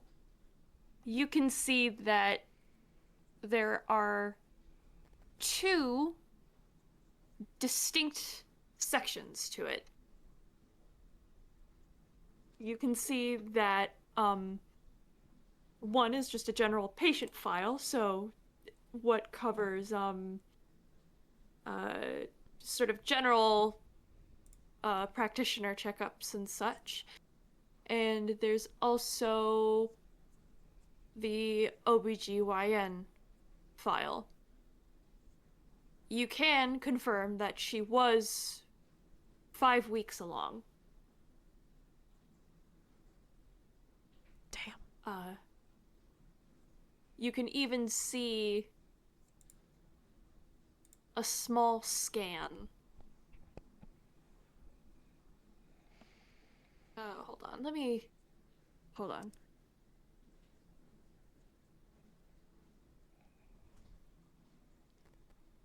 Oh, never mind. You can confirm that she was...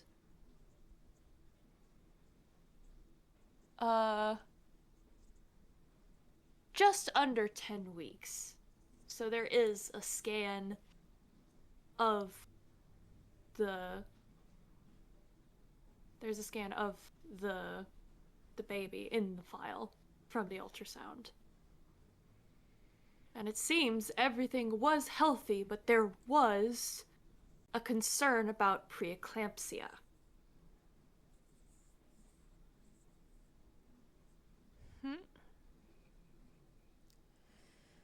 Damn. Meaning there was a potential for premature bleeding. Strange. I mean, according to this file, everything seemed, normal in a sense. Preeclampsia. Wonder if they thought there was a bleeding issue, but something else was happening? No mentions of infections.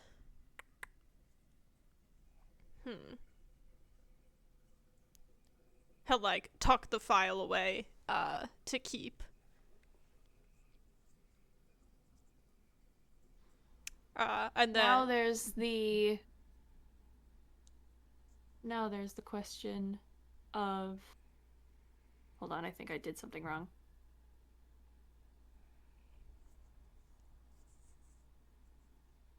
Oh, here. Yeah, I typed that in wrong. Hold on.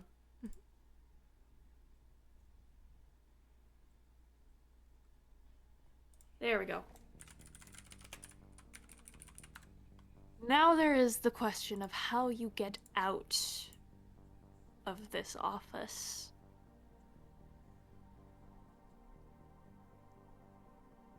He'll glance. Rise, I want you to call... Yep. I want you to call heads or tails for me. Oh, Lord have mercy. Heads. You hear footsteps coming back to the office. Oh no! Uh-oh. Immediately we'll use Cloak of Shadows again. Are you sure? Now I'm not so sure. You could just become invisible again. For unseen passage. Oh! Yeah, that one. I'm Because- sorry. Yes. That's the one where you can remove remain while hidden. So let me do that rouse check.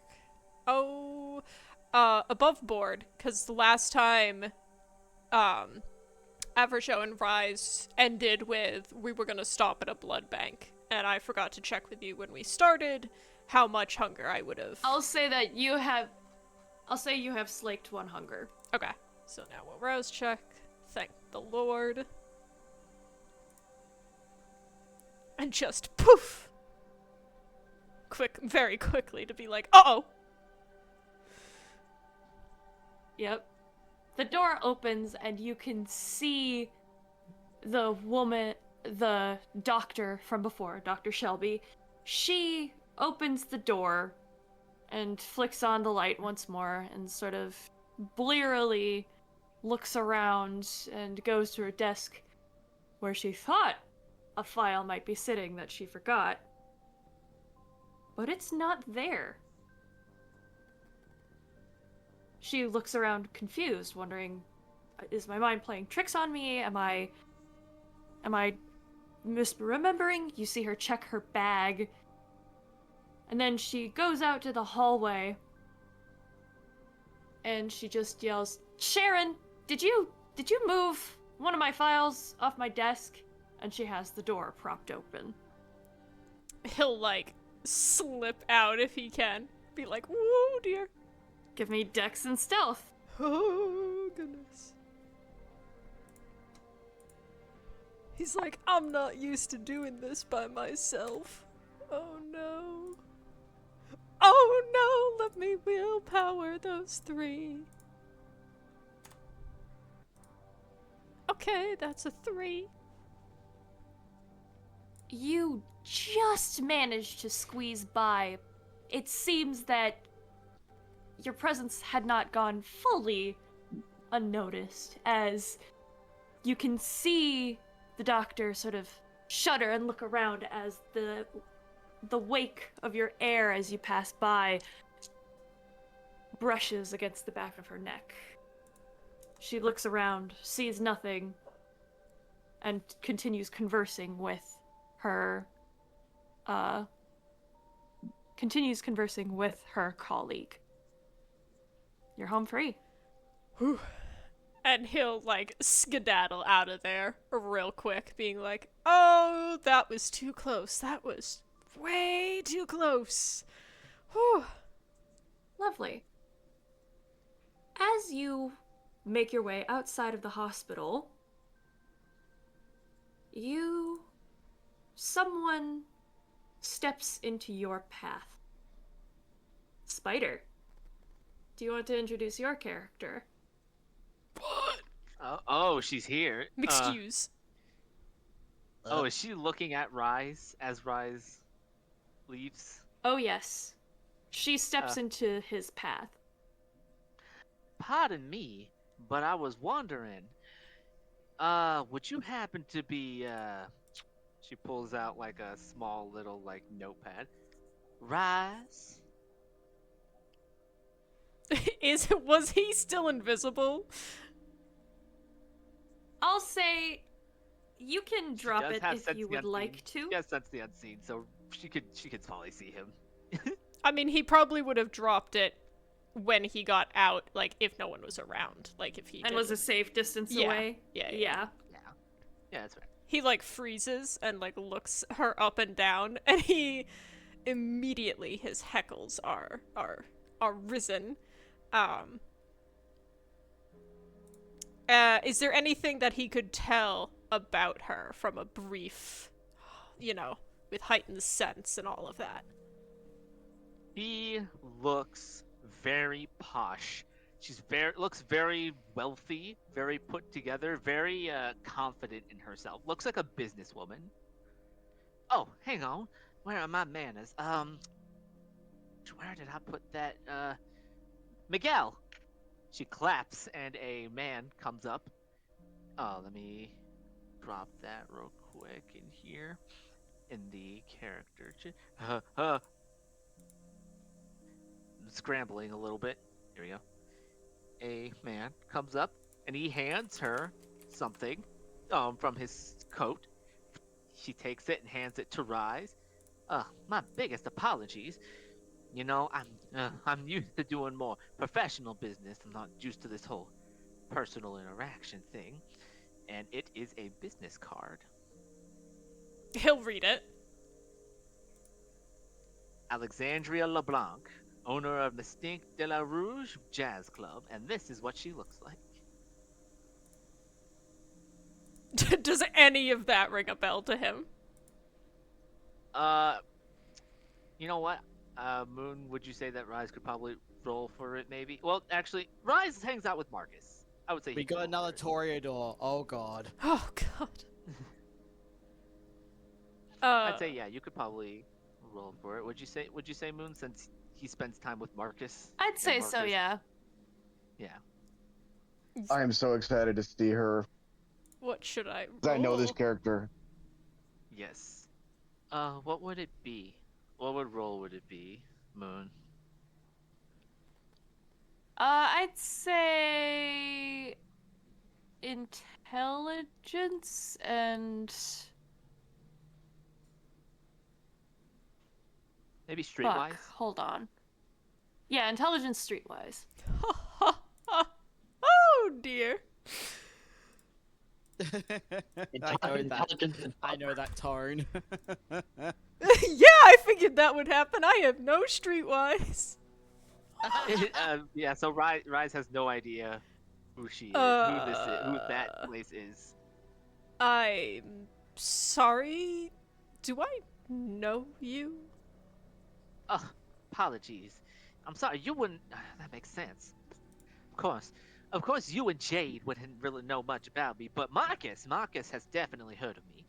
Listen, I was on my way to the little establishment that your little group of friends, tends to meet up at. When I got a little bird told me that they saw someone of meeting your stature entering the hospital. So I decided to just wait out here, assuming that you would be on your way out. Okay. And, may I ask what this is regarding? Oh, right. I guess I should have prefaced that. I was sent by Ophelia. Oh. She sent you? Well, a little more than just sent me. We had a bit of a agreement per se. She helped me out with some tough business a long time ago, many years ago by now. But I told her that after that help, I would owe her a favor. So when she went off on her little gallivanting trip up to Boston to visit her long dead family, may they rest in peace, even if they have been dead for a long ass time, she asked me to come and assist y'all with something. Now, I did help y'all with one thing, but I would prefer to tell the rest of y'all about that, back at base. But just know, I am here to assist you, and I won't cause you no harm. I don't tend to do that. Hmm. It's funny, Ophelia's never mentioned you. Well, I'm across the pond over in Baton Rouge. We don't hang out too often. You don't mind if I confirm, of course. Some stranger comes up to me on the street. Oh, of course. She holds out her phone and and she holds out her phone. It's unlocked and her contacts are open. Ophelia's on it. It's just labeled. Ophelia, and she holds it and holds the phone out. Go ahead. You can call her. I can wait. He takes out his own phone and calls Ophelia. And she puts the phone back into her coat. Just, hey, Rise, give me a second. Stay down for a second. All right. What do you need? Hey, I said stay down. Yo. Hey, question for you. Is it quick? There's still about 10 more guys that are gonna start kind of coming out of their, getting punched over a bit, but as long as it's quick. Alexandria LeBlanc. Oh, she's already there, huh? So you did send her.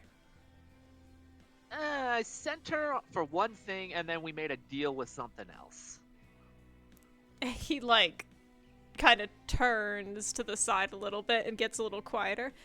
And who the hell is she, and why didn't I know about her?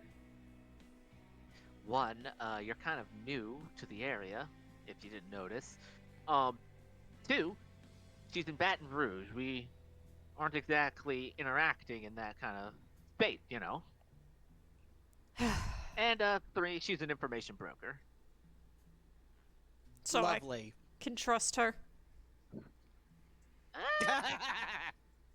You can trust her as far as you know what you can trust her, but don't get comfortable. I will say you can trust her, but don't get comfortable. Great. And what clan is she from? She's a Toreador, so expect to be. Motherfuckers! Anyway, you were saying? Oh, oh, my, seems like somebody's a little bit upset.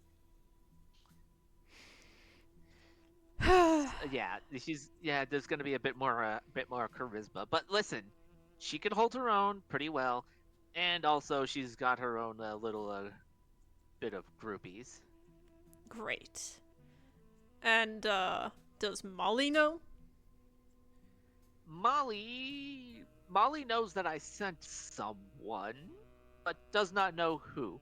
But at the same time, this was around the time when Molly was still getting used to the whole, vampire thing.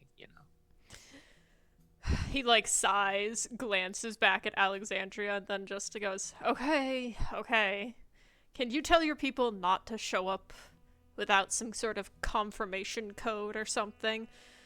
These make me nervous. I actually did tell her to do that, but I told her to ask if it was you, because if she had gone with her original idea, it would have backfired significantly. Fair enough.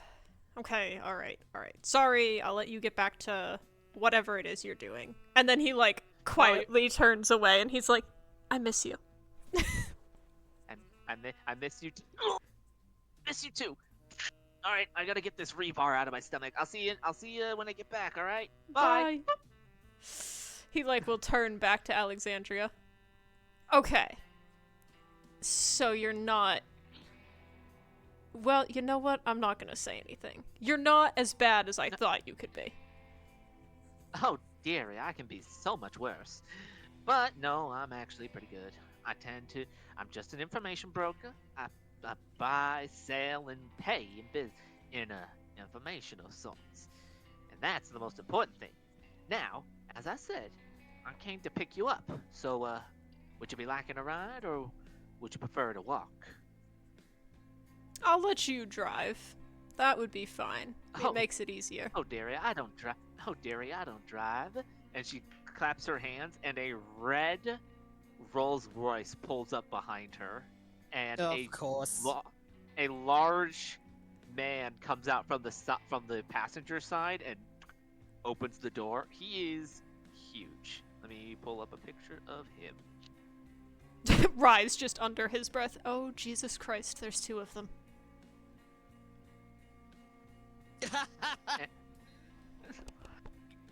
And she, Alexandria, has her. I should have mentioned that the butler Miguel stayed with an umbrella because it is raining, and she walks over and like slides in. She's like, pats the seat for Rise. Pat.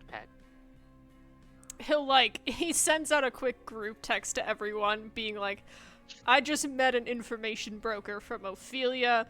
I'm letting her give me a ride in case I don't come back.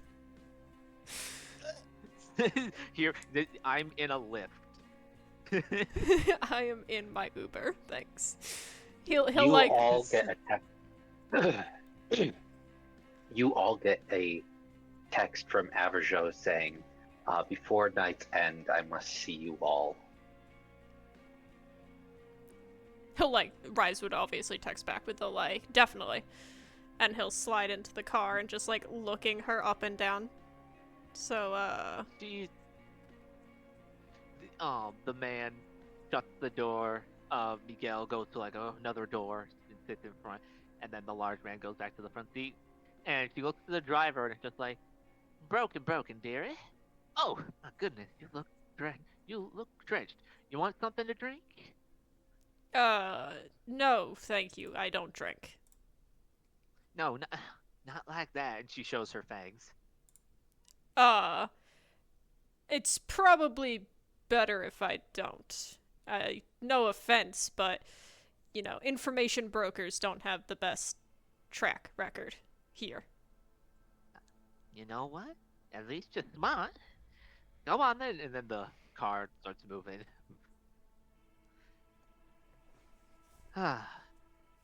You know, it's been a while since I've been over on this side of the pond. It's a lot nicer than when I left. Seems like Ophelia finally got around to doing the renovations. Well, yeah, she's really keeping the place, the people. You know, this is her area, so. Oh, believe me, I'm aware. I am aware. He's like very cautiously sitting up straight. Definitely has his hand like resting close to his weapon. And without even looking, she's like, Terry, I would recommend moving your hand if I was you. You're a bit slow on the draw. Well, if you know why it's there, I'm gonna keep it there. I'm not gonna hurt you. Besides, I don't fear anybody, but I definitely don't want to be pissing off a bull. Now that's a bad for business. Trash my whole jazz club. Ugh. I'm not gonna do anything either if you don't give me a reason. Because I also don't want to piss off Ophelia. I push my luck with her enough. Ding! Oh, so you're one of the sassy ones she mentioned. She said that there was a couple of you that tended to push on her a little bit, but she hasn't done anything. She mentioned one of you was a bit of a, as she said, twink. I'm gonna take it that you're that one. That's what she likes to call me. Well, you definitely fit the bill. You know, fair. You know what? Fair.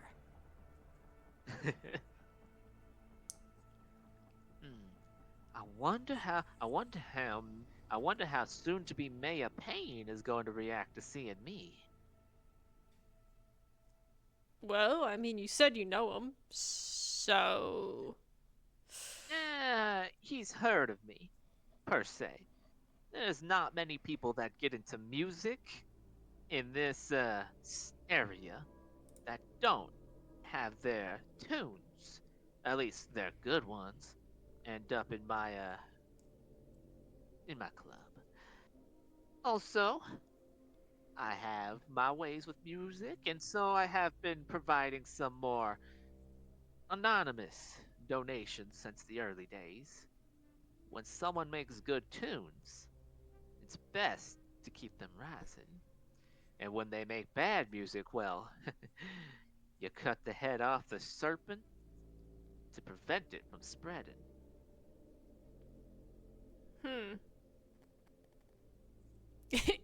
It's clear he's not very happy about being being here and not really knowing why Alexandria is here. Like, he knows Ophelia's sent her, but why?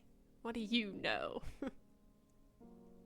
And she's just, you know, she reaches in like over to like the console and pours herself some blood wine and like swirls it and sips it.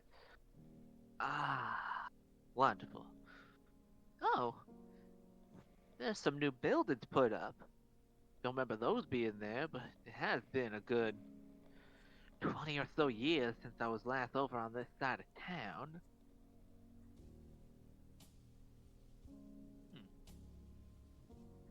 He's like, I wish well, I I could've couldn't tell talked you. more." I'm new to town, so. She did mention that. So did my various birdies. You know, when a bunch of thin bloods start causing trouble, typically information carries a little easier. But for some reason with these ones, they were keeping it real hush hush. So when I found out there was a salubri amongst them, ooh, I knew that Ophelia had gotten herself a catch and forcing the Camarilla to offer you asylum. Now that is smart. I never took her for much of an intelligent one, but she is tactical. I will give her that.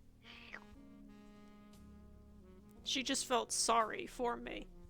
And I'm doing my Oh. damnedest to pay her back, so, yeah.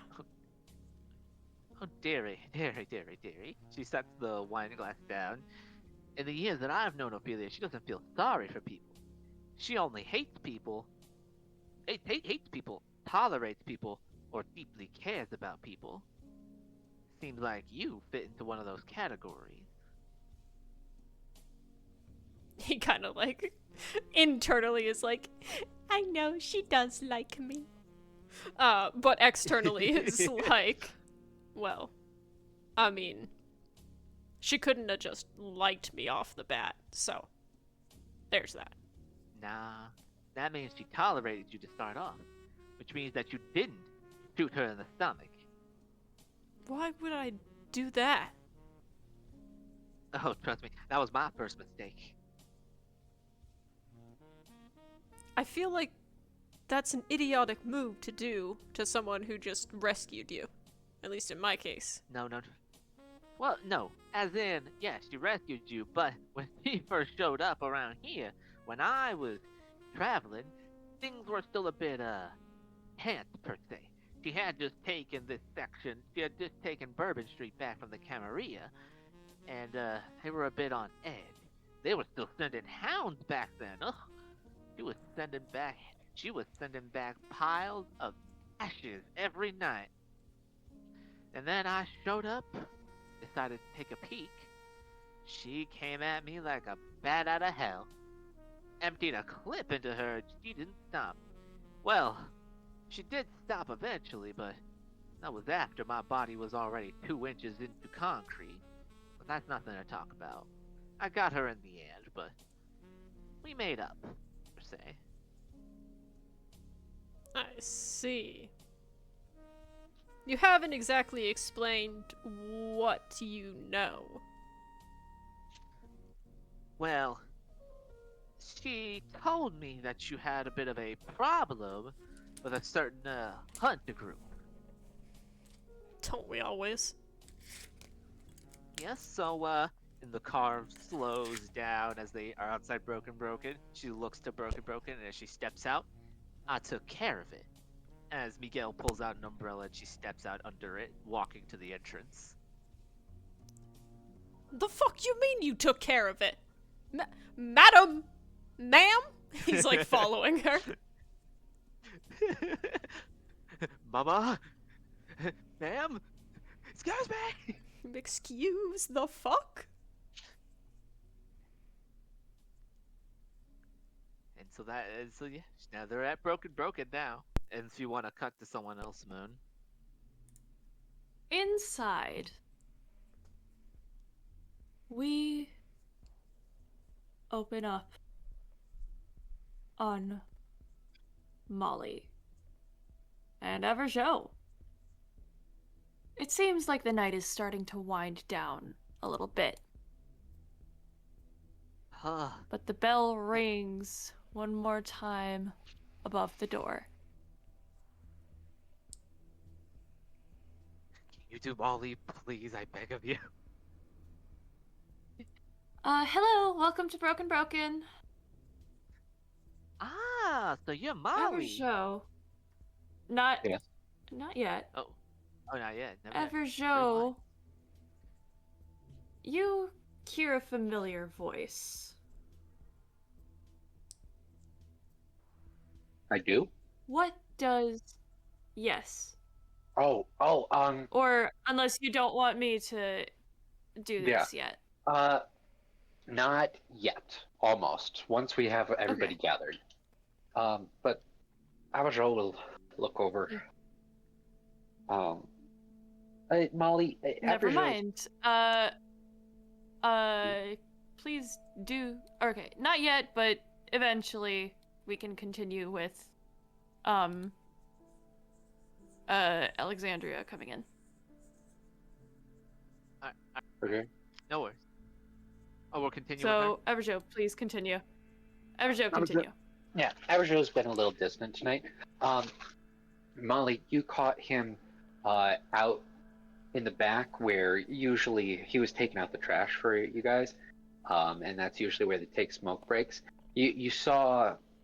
I won't make Molly's decisions for her, but I'm just gonna say, like, for time's sake, you saw him spacing out a lot, and you guys were busy, and his eyes were glossed over with shadow, then blood red, and he keeps standing absent-mindedly every now and again, completely spacing out throughout the day. And now that it's finally winding down, he just kind of stands absent-minded as he walks next to you. He just kind of stands there for a moment. Joe, buddy, you good? No, Hello? Oh, no, I'm not good. But that's you okay. were you were kind of spacing out for a good couple of minutes. Hmm. You want to talk about it? No, not without everybody else. But the tapestries have deigned to take me places new. I think it is time. What what do you Let's get mean? them.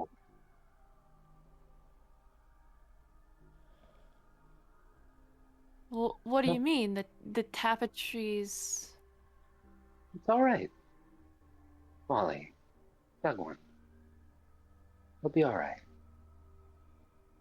I promise, Anastasia, it will be okay. What? And he'll just walk away, and everybody gets the text that Aberjo wants to see everybody by night's end. He's got some special announcements to make. And I think he All right. leaves. And yeah, I think he leaves. And we'll come back once Leaves. everybody is gathered. Yeah, he's going to Okay. grab his contact. Okay. Everyone, I'm assuming you all gather. Yes. Yeah. Calling all. Yeah. Alexandria did not get the text. Yep. Obviously. But you all Yeah. pull up all Yeah. the same. Ophelia did, but Ophelia sees it and is like, yep. Wonder why I'll say Bill wants to talk. Looks at the Yeah. piles of dead bodies and pulls a knife from her stomach. Ugh! That was my favorite shirt. Molly bought this for me for our anniversary. Asshole. Aberjo, eventually when everybody gathers in Broken, Aberjo turns to everybody. He walks back in and he is wearing his usual getup, though a little bit more refined. His cloak, his fire rose vine vest, his bell-bottom pants, and just his general stature as he walks in. He looks the same way that he did when either or any of you first saw him. I just hunters. Hello, everyone. There seems to be a repose to him, a lucidity that you see in his eyes. Is Lena still here? No. No, Lena's she's gone. not, but Sylvia is. Damn. Sylvia, Damn fuck. Oh well. Sylvia and Alistair are dragging somebody new inside. Gotcha. And so is Aberjo Rise. will. Yeah, there's two new people. And I guess tonight is the night where we introduce new characters. Apparently, Aberjo looks to you.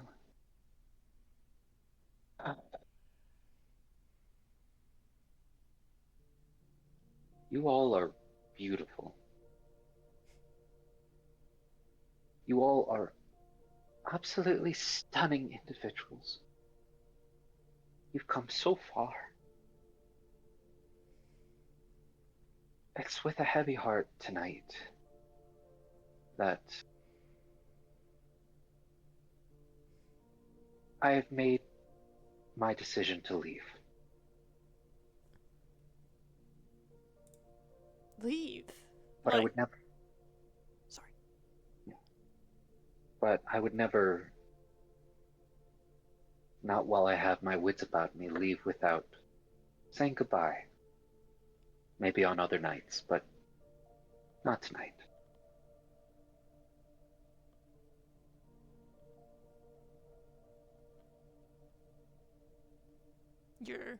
There are things at work that I must attend to.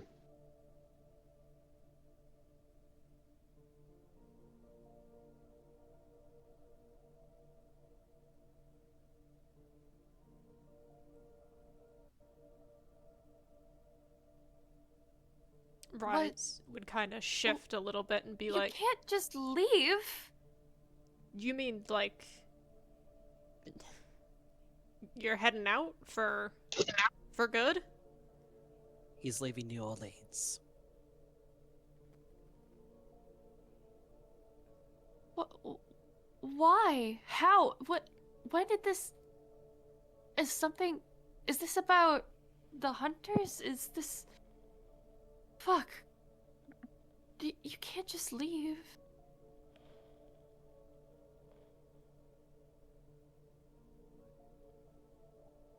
Wow, that's a lot to take in there.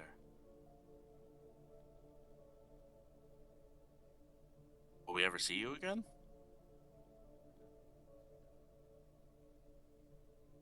And was it just me, or is he really, really, really quiet? I don't hear him at all. Yeah.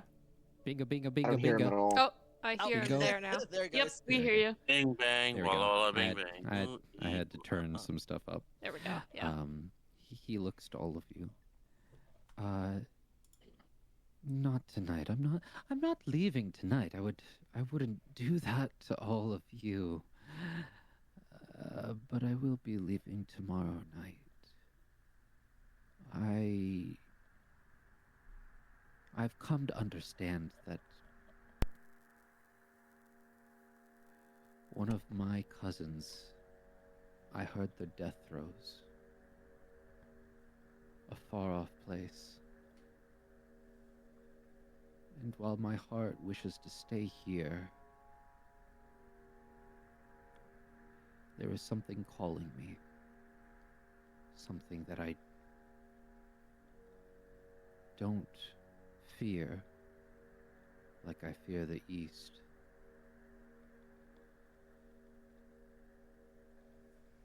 I want to stay. But I don't want to stay. You're speaking of the beckoning, aren't you?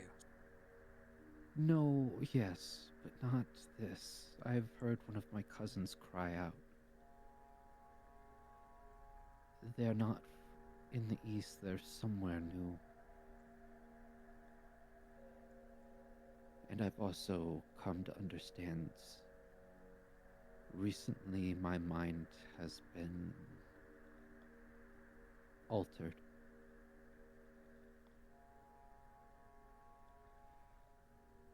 Some things were taken, locked.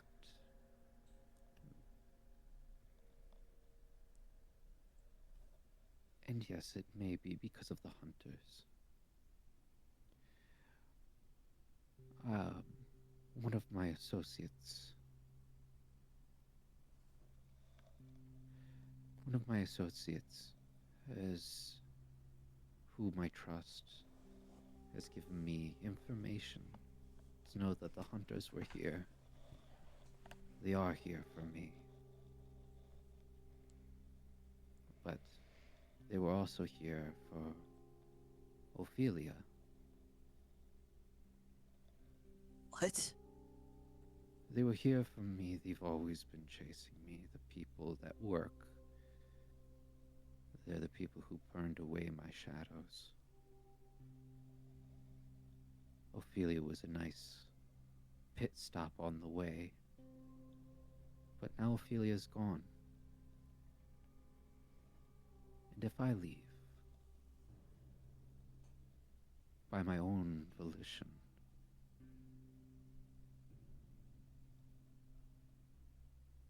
They won't come for all of you. I don't leave you because I want to protect you. I leave you by my own choice, and my protection of you comes as a side effect of this decision. But I need to ask your help.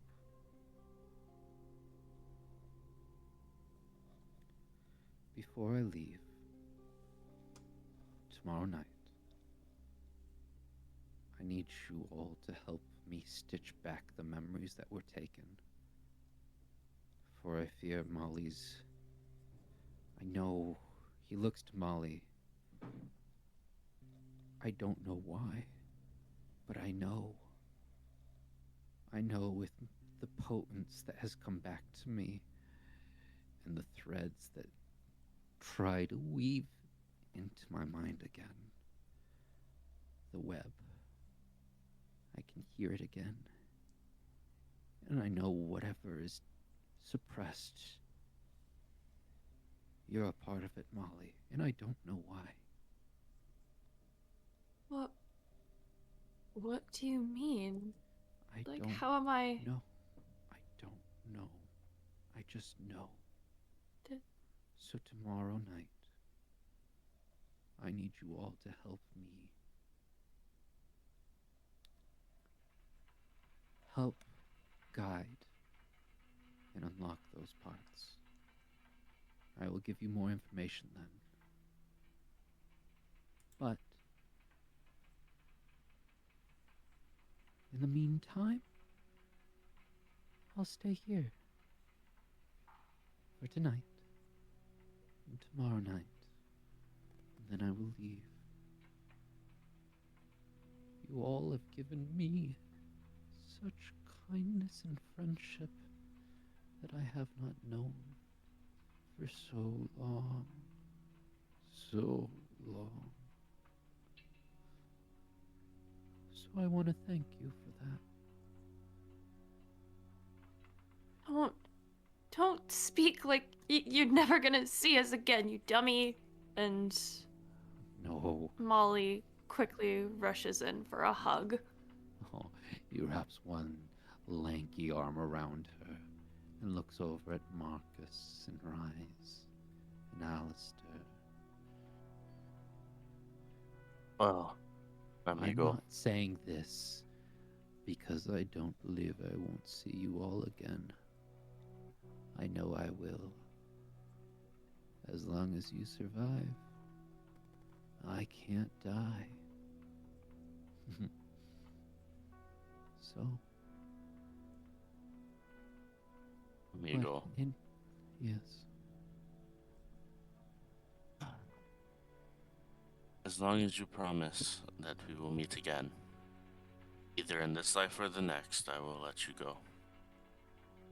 Thank you, Marcus. I believe you, and you will. But, in the meantime, speaking of that associate, well, in my absence, I know I am quite a boon and a resource to all of you. As you can tell, I can see the admiration and camaraderie in your eyes. I don't want to leave you with that void. So I've called in my associates. And we've made a lucrative deal. Would you like to come in? In the doorway, a stout figure starts to walk in.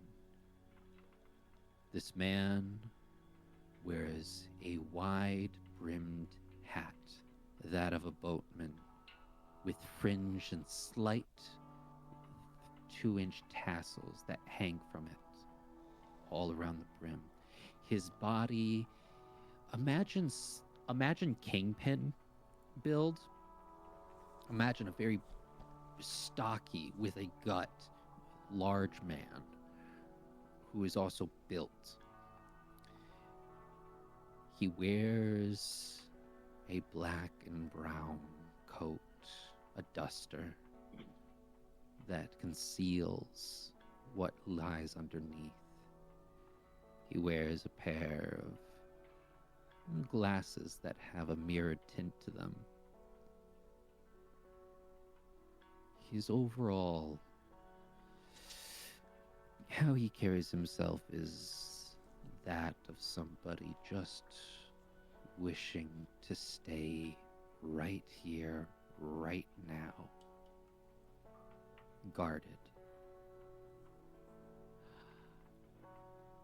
Gloves that have fingerless gloves with a large suitcase or briefcase that he carries.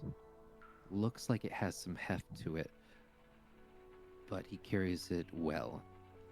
And he walks in, tilts the brim of his hat up, smiles, and takes his glasses off. You are met with striking brown eyes. The left eye with a slight cut right under the iris, not fully nicking all of his eye, taking his vision, but scars nevertheless. Averjo speaks up. This is my associate. I would like you all to meet Frederick Castle. He's been the one providing all the wonderful treats that I've given all of you every now and then. An excellent cook he is. And he just looks up to all of you and just gives a nod, not saying anything just yet.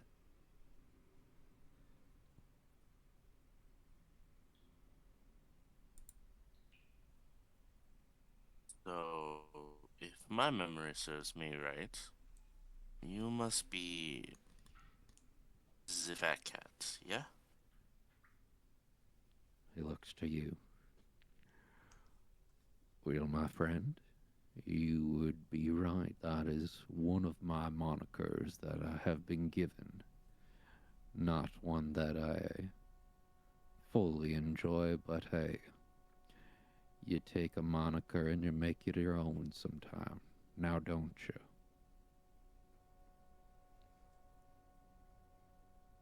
Sure. Nice to meet you. Marcus Payne. He Hold on. extends a hand. Yeah?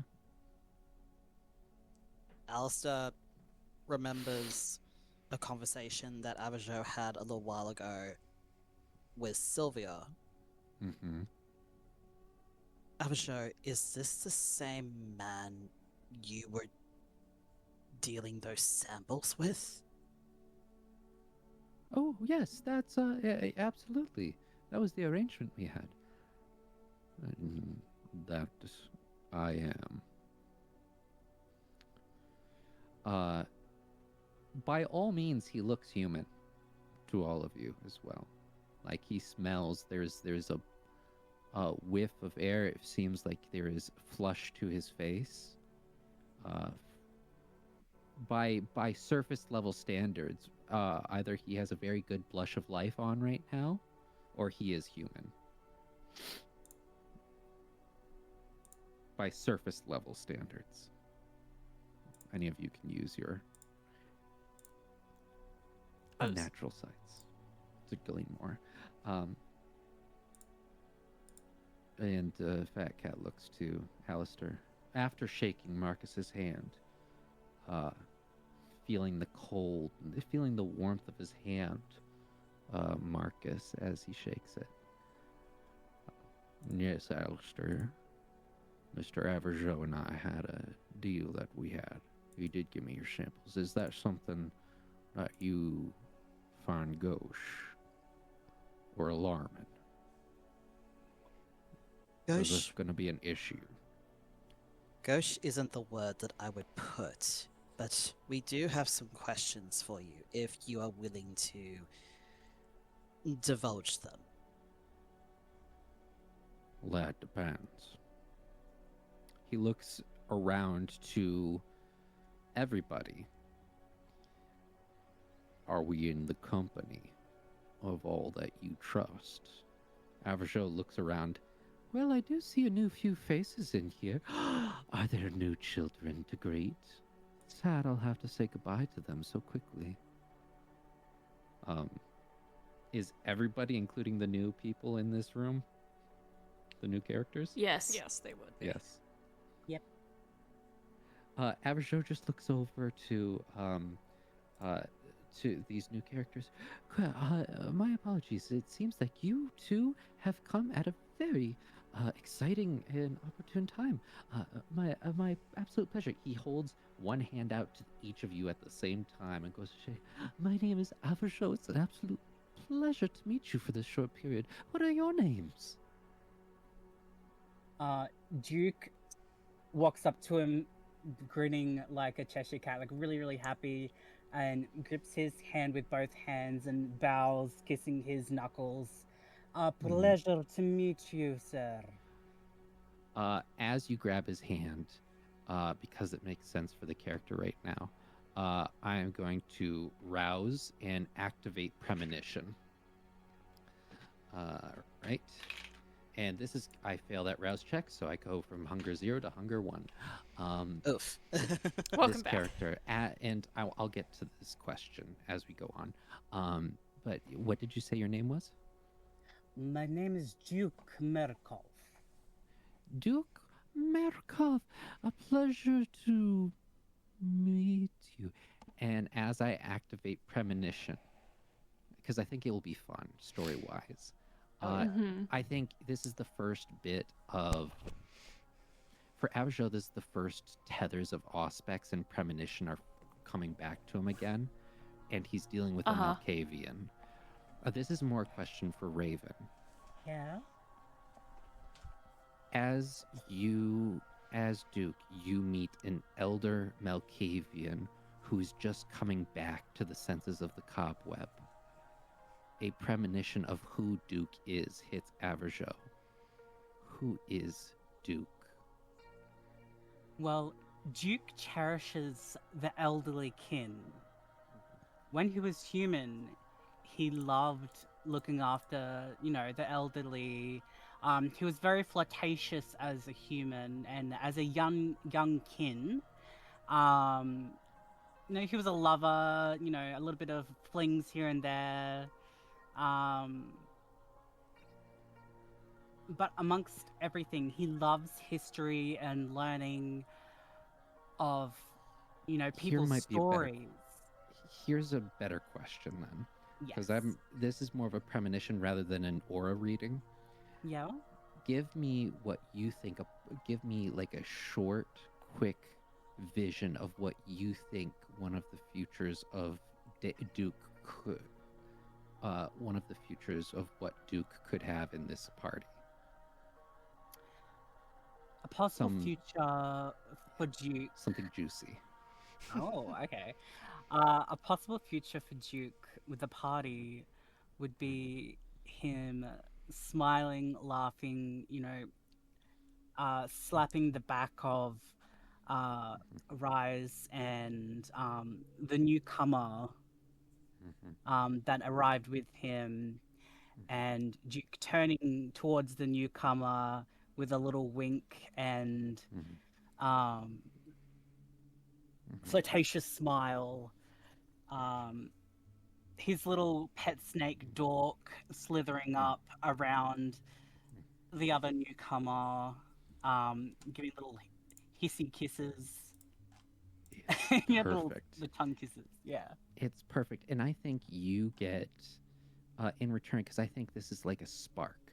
I think this is a spark of a Malkavian, those cobweb feeling back.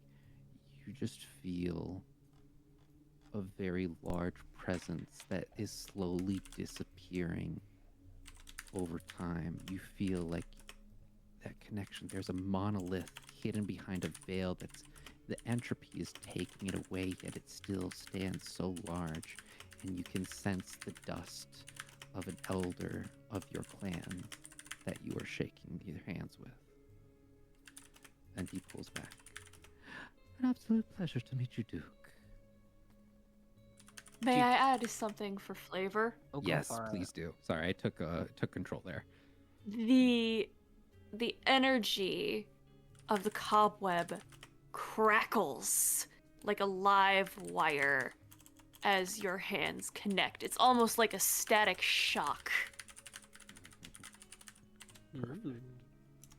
Love it. He kind of jumps back a little bit, but smiles. Small Duke's worry eyes are on his face. huge, but like he's in awe, like a whoa, like a meeting an idol for the first time kind of thing. Alistair Ah, grabs him by the arm and sits him back down.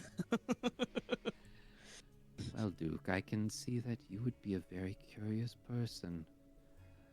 I will include you in the ritual. It is better for my clan to enjoy parts of their past that they may not remember. Such an honor. Thank you. Count yourself lucky. And I you. do. And what is your name? Speaking to Spider's character. Oh, she pulls out business cards and hands one to everybody. She's very business. If you couldn't tell, very business oriented. Yep. Hands a business card to everybody. Alexandria LeBlanc. I'm from across the pond there over in Baton Rouge, and I was sent by Ophelia to assist y'all in some endeavors. Now, the favor that we dropped was only to assist you in your current endeavors, but she did give me an offer in the beginning of something for a little bit of extra work that I have done to assist y'all. Okay, that was a lot of everything. Good to know. Pleasure to meet you. Barbie movie mark. God, I'm just seeing the side. Oh my God, I'm just seeing the chat. Yeah, no, it is quite literally the white suit, Kingpin. So, like that's his build. You said Kingpin in his build, and I immediately thought of the two fridges side by side. Oh yeah, The no, two not quite the fridges. not the quite animated film, but I would say it's the live action, but even broader shoulders, and the brim of the hat just surpasses the shoulders by like an inch. So You're giving the image of Al Capone here. think of Kingpin mixed with the ferryman on the river Styx, the boat. Ah, gotcha. It's that aspect of dark colors but large presence. Kind of going back, he just looks to all of you. Yes, and Averjo looks to Rise. What is on Rise's face? What does he see? He would see. Kind of dropped a bomb, Yeah. and then just kind of went to greet new people. So, I mean, there's obviously sadness, but there's this underneath of almost like there's something going on in him that's not just sadness about this, because inside he's warring with the fact of he has this family. Ophelia's now left. Now Avrajo is leaving. But also, he had been the one in his own past to do a lot of running away. He's always moved around. So he's like warring with himself of almost like betrayal and anger and understanding sorrow. So he's very conflicted. Averjo just looks to you, Rise. Just comes over and puts a hand on your shoulder. It's all right. It's all right. Don't worry.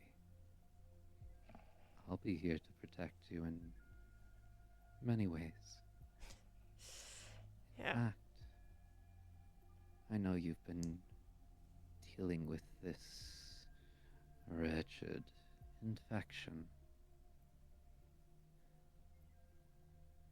I've watched you suffer, being a plague rat. And I can tell you care. That's why I brought him. He has an idea. Right, Frederick? Frederick looks over to the both of you. Yes. Rise, was it? He'll nod. Comes a bit closer, walking step at a time. It seems that you've been infected with a local plague that has been going around. Would I be correct from what Averjo has told me? Yeah, I'm a carrier. He pulls up his case in front of you, a large briefcase, thick briefcase, and he aims the flat side down at the ground, and you watch a large stand unfold from it all the way to the ground and then prop up. He sits the case down, now looking like a podium. And as he opens it up, there are several ways and portions of this briefcase as you open that expand. If anybody has seen the new Charlie in the Chocolate Factory movie, it's Charlie it's his briefcase where there are tinctures, there are all kinds of herbs. It unfolds and there's little pantry. It looks like a massive alchemical pantry has just unfolded in front of you. Whoa. Now I have not the ability to cure it right tonight. But I have a theory and some ingredients that I might be able to eventually, within this week, give you a possible cure. This is my endeavor to hold this group. And I want it to be known to all of you. He looks to Averjo, then back at the group.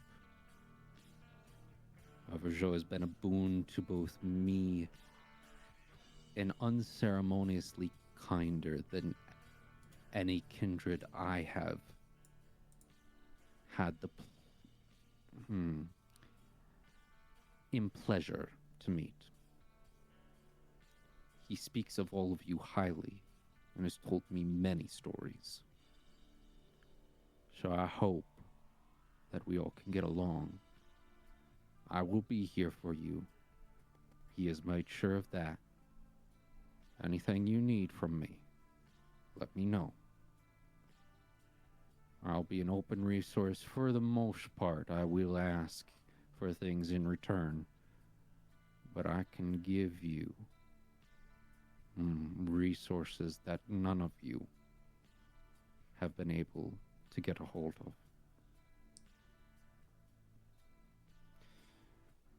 Rise. Speaking of that, what I will need of you is he takes out a syringe, a needle, and hands it off to you. It's leather bound. Like, it's a normal needle, not the size of the massive, like, pint needles that Averjo is, like, carries usually. And just hands it to you. Now, I'll need a sample of that, but Rise, I need you to get me something, another ingredient of this formula. I'll need you to get the blood of somebody who has been infected. And they need to be in a melancholic state when you take their blood. I will need that sample, and I will need it most likely live. If you can get that ingredient for me,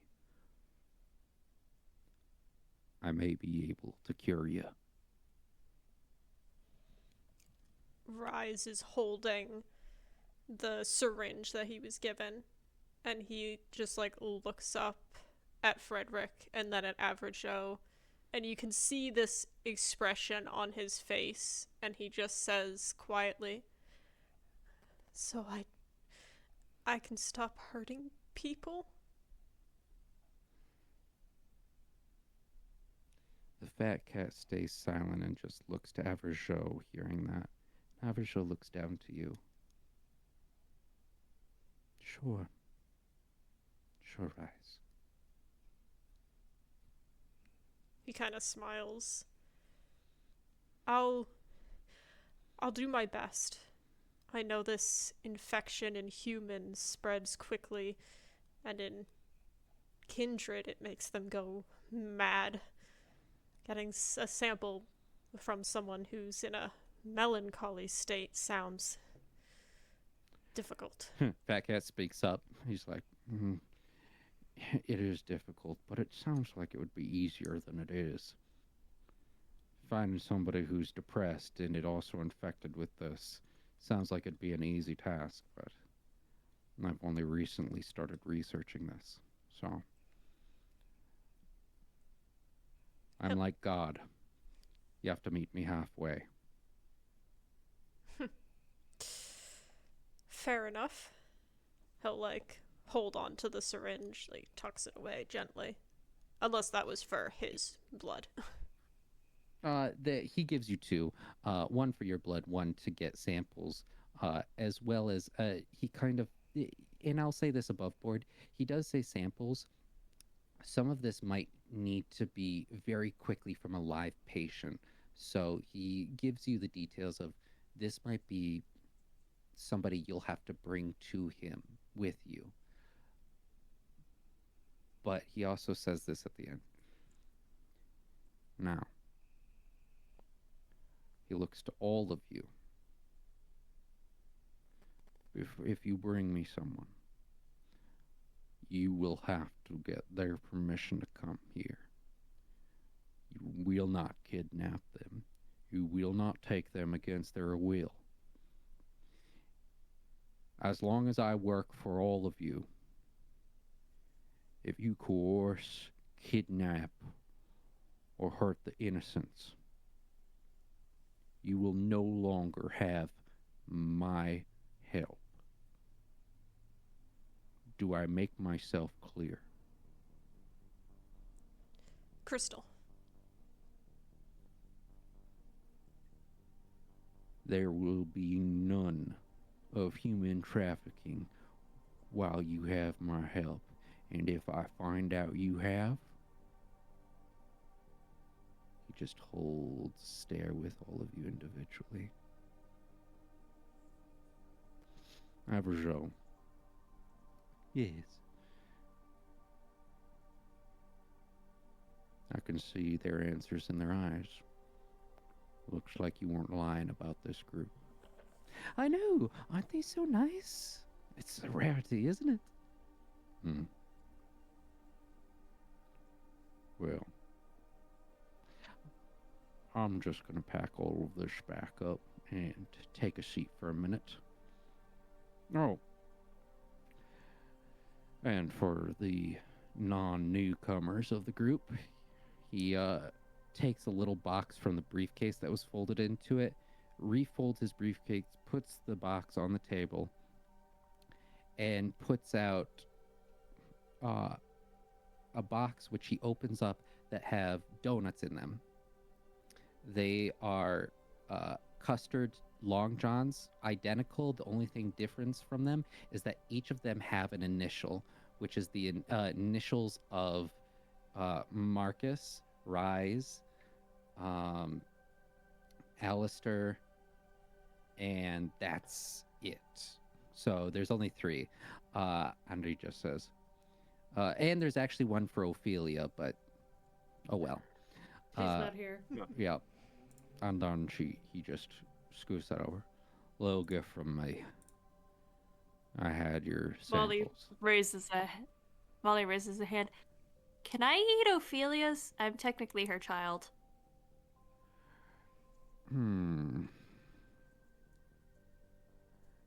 She is Sure. also her fiance. you know what? I'm not sure how it's going to affect you. So you can certainly try. She. Dope, works for me. She grabs the donut and takes a bite. Now, because Molly has an eat food merit, which I know this, I think, and because of all this, I think she can eat it, though it doesn't. Once it's in the once it's once it's past It doesn't the throat, sit right. it doesn't settle well. It still settles, but it doesn't settle well. But yes, they're just nice custard-filled long johns, and he hands them all to all of you. A little gift from me to a plentiful new coterie of misfits. Are you trying to earn my favor or get me in bed? Stone. Because it's Just work. looks at you stone-faced. No response to that. Oh That's shit, not I think one you of made him these. mad. Hold on. What Marcus, is shut the fuck up. I want more donuts. Oh, that's a long john. Okay, sorry. I'm not familiar with American pastry, so I had to look Yeah. up what it was. Yep. Yeah. You just Had look one of so- these in a long time. There you are. Oh, Not gonna complain. well, Alexandria, as you try to eat, there is a few there, but what do you try to eat? I don't know. He just takes As you one. try to eat it, does Alexandria have the eat food merit? He does not. It's ash to you. Ugh. And she kind of like sets it on a she wipes her tongue off like Igor, you can enjoy this, and out of the shadows a gangly looking fucker. More gangly than ever show? Hang on, I'm about to post his That's picture. the question of the century. Yeah.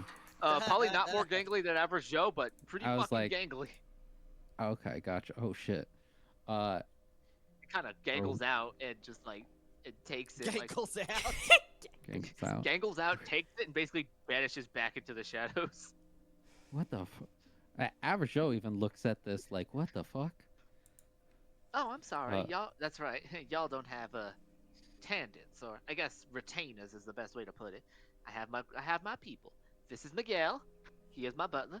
A pleasure to meet you. I've got Benjamin. He's a little more of a bodyguard, hired muscle. And what you saw there was Igor. He's not much of a people person. I feel like these are reskinned, more VTM appropriate Mog Squad characters. No, if I wanted to make the Mob Squad, I would have made the Mob Squad.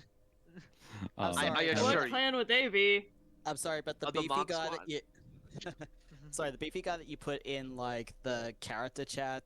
It kind of looks like Johnny Cat, but with like Hey, a that darker was- tone. That was the idea. That was what I was going for. I put Igor in the wrong place. Here we go. Also, yeah, there you go. There's Igor. Yes, they all do wear some sort of covering. Fat Cat speaks up to Alexandria. Yeah, you'll find that all of my food is specially made and tailored to individuals. So if you'd like Well- something, it will cost you. Averjo just I've got looks the money. to Averjo just looks to the Fat Cat and says, "Well, I just did." Fat Cat just looks. No, she has to pay. Okay. Oh, don't If worry. anyone Gary, watched Marcus, Oh, please. if anyone watched Marcus, he fully deep throated that entire fucking donut. That's right. That's right. Marcus. Alexandria handed you a business I'm sorry. I'm sorry. I'm sorry for everybody. I'm sorry, and also you're welcome to the people. I'll make this reference. He blitzos that. He blitzos does. that Long John. 100%. I'm sorry. It came to my mind immediately. I had to say it. All right, continue. I watch Hell of a Boss. I understand completely what that means. Marcus. Alexandria handed you a business card. You know this jazz club.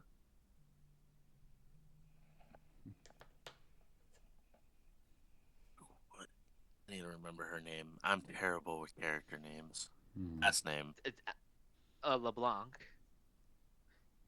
Miss LeBlanc. Yes?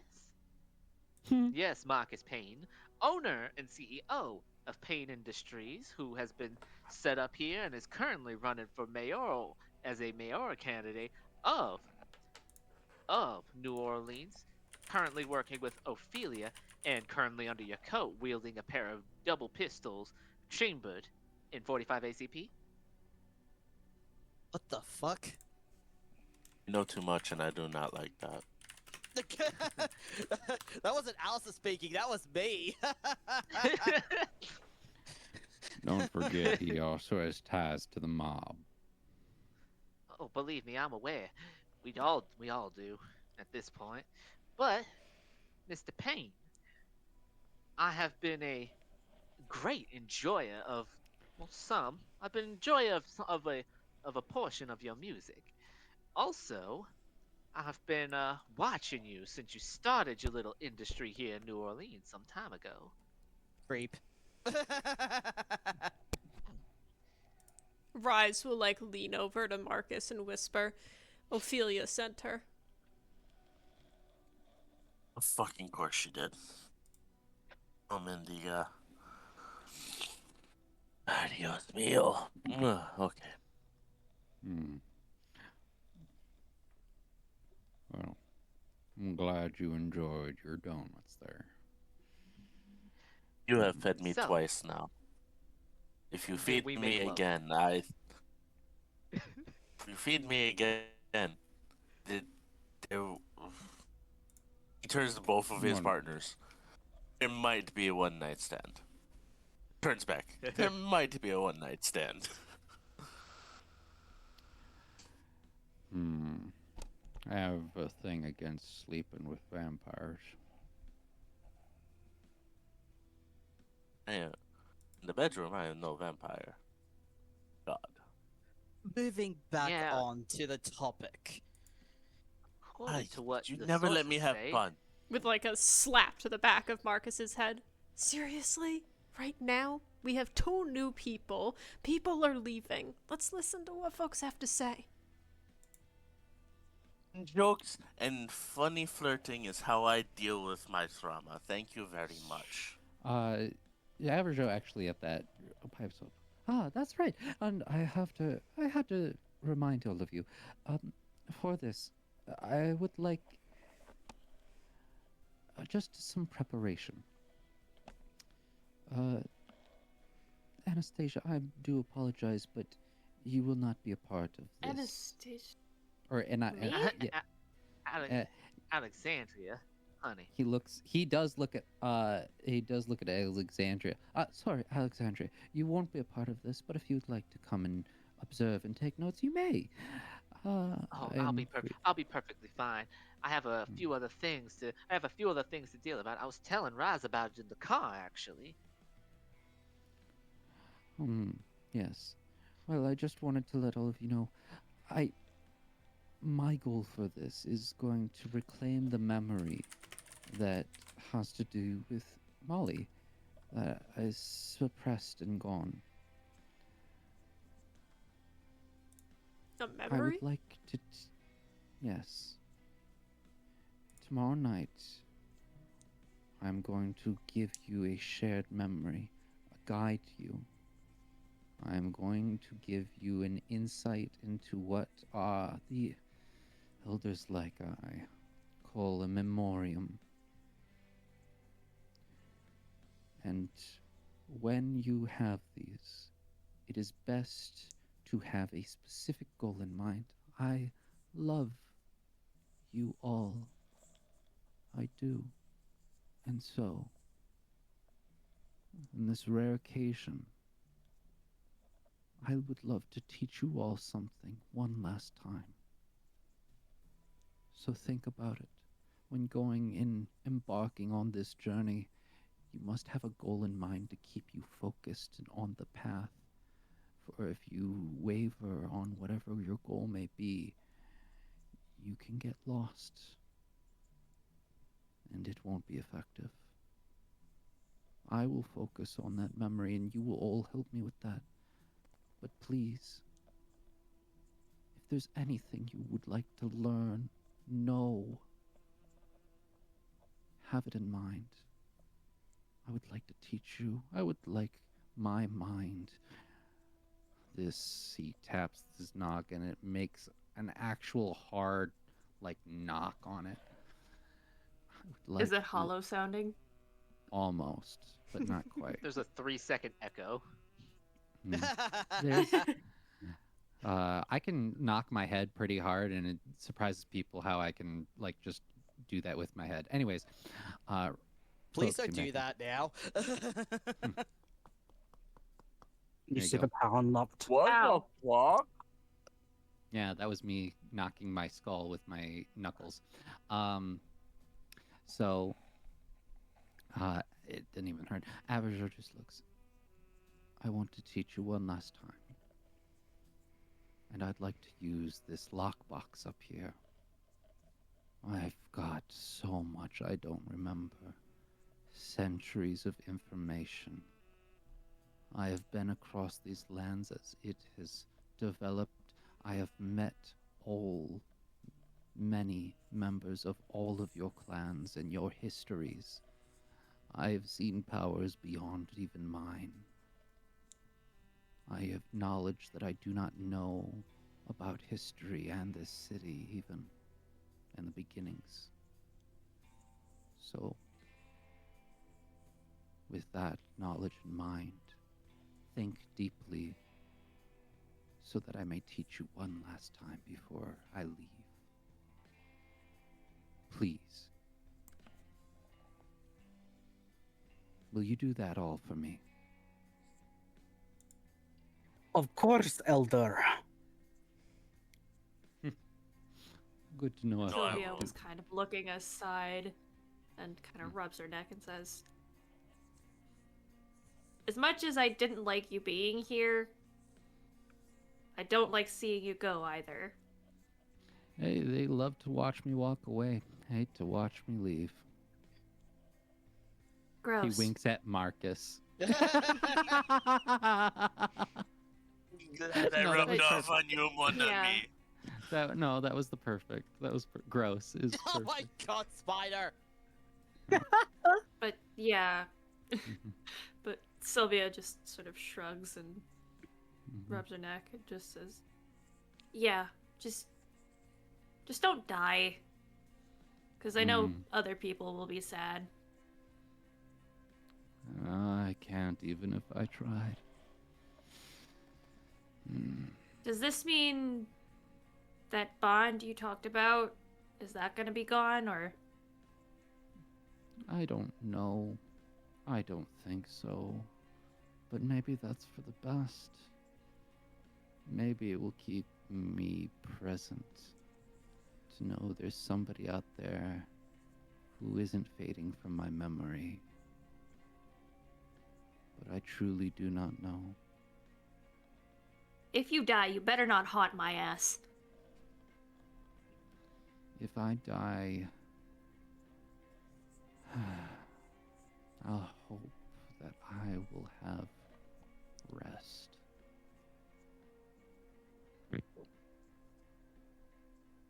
Yeah. Well, Safe tonight's- travels, I guess. well, I'm not leaving just yet. We've got time to party for the first half tomorrow night and whatever's left of tonight. Frederick, would you mind?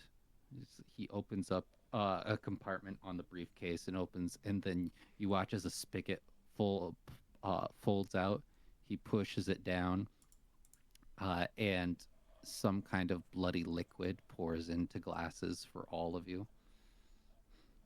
Sure thing. Damn, that's useful. And spreads them out. It very much is. Took me a long time to figure that out. Sylvia then turns to Alexandria. Okay, so we kind of interrupt. Let's circle back. Who the fuck are you and why are you here? Ah, right. Alexandria LeBlanc.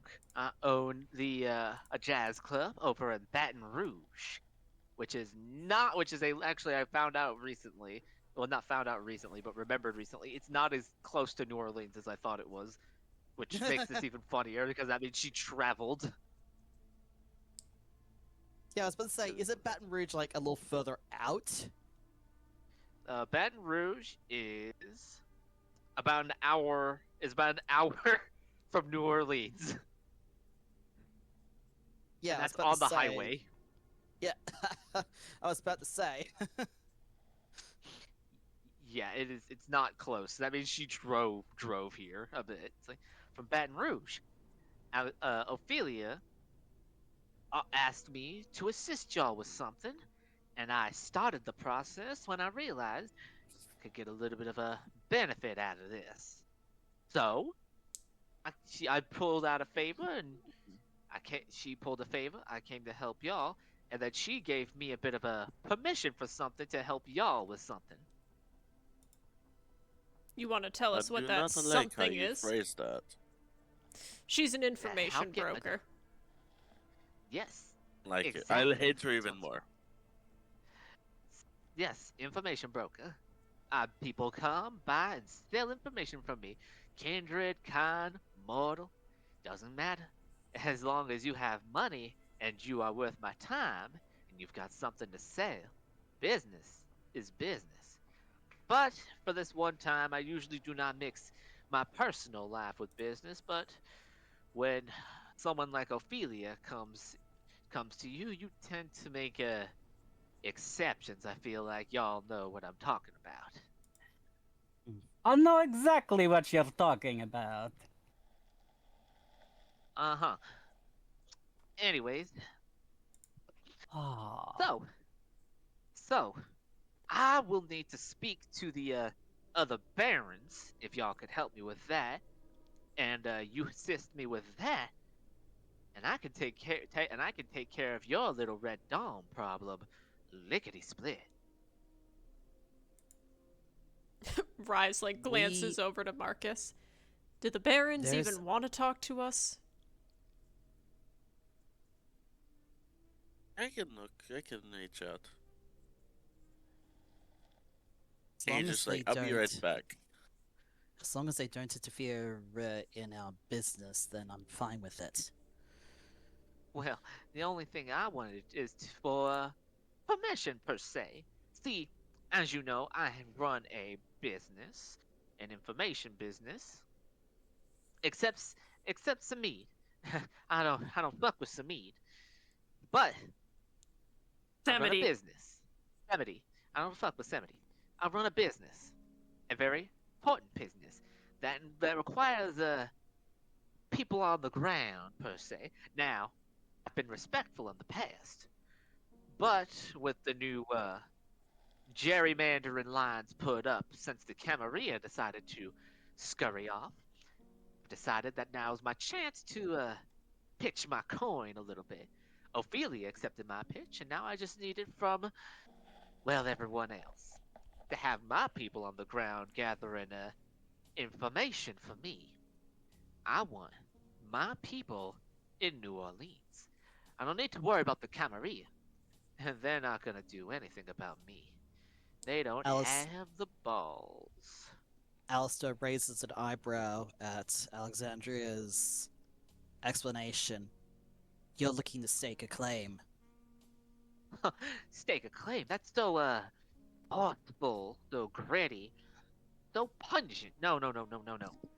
Stake a claim implies that I'm trying to take over. No, no, no, no. I just want permission to have people like Igor and a few other people that I know and keep around to wander the streets and listen in, collect information, bring it back to me, so then I can sell it to others. Simple as that. I see, and what are your dealings with the Camarilla? Just to be blunt here. I What? will be I will be eventually leaving this place and someone will be replacing me, but what are your dealings with them? Or Oh, do you tend to avoid them? Oh no, they tend to avoid me. See, with someone like me who has information on them, I have nothing to lose from spilling a few droplets of their secrets out and about. Hmm. They tend to not bother me, though the prince did come to me once for a big piece of information. Now that got me a hefty payday. Paid for some brand new renovations in the club. The prince. The So prince, yes. the prince sought to broker information from you. Well, of course. Everyone needs information. Gangers, druggies, police officers, lawyers, politicians. Interesting. Everyone needs information. And what he needed information on was something that, well, something he wasn't prepared for. He needed to know what he was dealing with, so came to me, got his information, and then was promptly scared shitless. Hmm. So Ophelia sold us out to a spy. Sold it out now. I think Ophelia would be very upset to hear you say that. She did not sell you out. To imply she sold you out implies that she gave up on you. No, she made a calculated decision. The Red Dawn is not someone that you can fight tooth and nail, and gathering that kind of information and blackmail on the people that fund and cover them is difficult. If you're not me, I have that information. I have the He's play- capability to spread that information quickly, get it out there, ruin them in a matter of nights. I also had heard this sort of ploy before from when Zell was in New Orleans and he knew exactly what was going on. Ophelia's playing a shadow game. A shadow game. She sent someone here to help us out while she's doing something on her own agenda to cover her tracks, as well as possibly look into her end of what's going on. Hmm. This is a two-pronged attack on her part. He like Most quietly likely. hisses to Alistair. He's like, we don't know if this new chick is gonna sell any of our information out. She did say she works for basically anyone. Alistair, Alistair, as whispers you back, say that it's a two-pronged attack, we cut to Ophelia sitting in front of a hot dog cart, just needs more mustard. what in the Deadpool? You're like, she's doing something incredibly important, helping us from afar. No, she's not. She is 100% not. This is not. It's not clever. She's not helping. She's off doing her own thing. Anywho. Alistair whispers back to Rise. How do you think things are going to pan out when I leave and Prison decides to arrive? You know, remind me that I should have never gotten involved with any information broker ever in the future. And if I do, shoot me. You're the one who asked Zell for the information. Yeah, but that was the first information broker I had ever met, and I was trying to find someone that I care about deeply. He still hasn't gotten me that information, by the way. A ping ends up on Rise's phone, and it's a text from Zell. It's a link with all the information. God damn, I hate him. How does he do it? Alistair smirks. That is my fiance for you. Well, yeah, just make sure he doesn't sell me out. Oh, he won't. Thanks. Now, what about her? Alistair turns to Alexandria. So, now that we know what you do, tell us why we should trust you. Well, simply put, and she, it's like, since there's no visible marker, Ophelia asks that I do this, and she pulls off her left glove, and branded onto the back of her left hand is a big old cow hoof. a physical marker of a blood bond. Ouch. Well, I suppose that's proof enough that if you fuck us over, Raphaelia will be able to track you down easily. Oh, like I said, I'm not one to do anything wrong, and especially not to go against Ophelia. She is somewhat, while she may not be as old or as scary as some, I know better than to deal with someone who can do, well, the kinds of things that the rumors say. I've never seen them in person, but I was hoping actually some of you could clarify. Are the rumors true about her capabilities, or are they all a fallacy? Tall tale. Alistair chuckles darkly. If she wanted to punch straight through me, she would have. Instead, she just broke a few ribs. She's helped with the. But yeah, it fucking hurt. She helped me interrogate a serial killer. Let's just say he did not end up leaving that cell.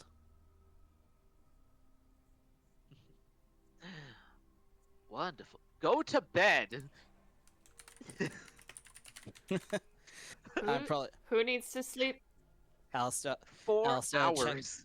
Alistair checks his phone and notices it's almost sunrise and looks at everyone. Yeah. Well, I think we should wrap this up for tonight because it is getting dangerously close to dawn and I have some things I need to attend to myself before I make my own departure for New Orleans. Wonderful. Now, I'll get back to you on all that, but yes, any of y'all with contact to Barons, except for that one, let me know. I need information, and I'm willing to offer my services of information in exchange for getting rid of the hunters. And to prove that I am of my word, she gives another business card with a link on it, and it's just like, peek on that when you get time. She claps, and the door opens. Benjamin opens the door. If you need me, I'll be staying at one of the nice hotels across town. Toodaloo. And the door shuts, and everyone leaves. Well, you think everyone leaves. Igor disappeared into the shadows. There's no knowing where he is. He's probably gone, or he might just be in the sewers. Rise kind of. All right. With rolls all his of that, eyes. Oh, Lord. sorry. Do you mind if I just ask Average Joe one quick thing? Go ahead. Yeah. Rise will lean over to Average Joe and he'll like smile. Mind if I borrow that notebook you carry with you? Real quick? Oh. Right now, or I'm just maybe I can gonna make some notes in it write something and for give you. it to you tomorrow. All right. He hands it over to you. He'll like flip through, not looking at what's written, but find a page that's blank, and he'll take a pen and he'll just jot down, it's his name, Rise Devlin, New Orleans, and then he shuts it and hands it back. So you at least have the name. No phone number. Well, you do I could have... drunk text you. He flips it open again and writes it down, in case you do need to get a new phone. Perfect. He smiles and gives you a hug. As you hug him, you look at the fat cat. With 5 successes, what is your question that you may have?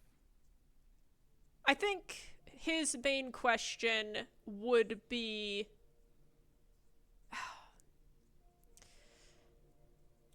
what exactly he is, because it's not that he doesn't trust Fat Cat, because if Average Joe does, Rise is like, I'll give him the benefit of the doubt, but he's curious with the, you know, knowledge of the relationship that him and Average Joe had, or Fat Cat and Average Joe, I should say.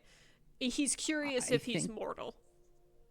Yeah, I think with a 5 successes, by all appearances, by all wits and awareness, he looks, smells, everything looks human about him. Everything checks out. Like nothing seems like he wouldn't be human. You smell the pulse.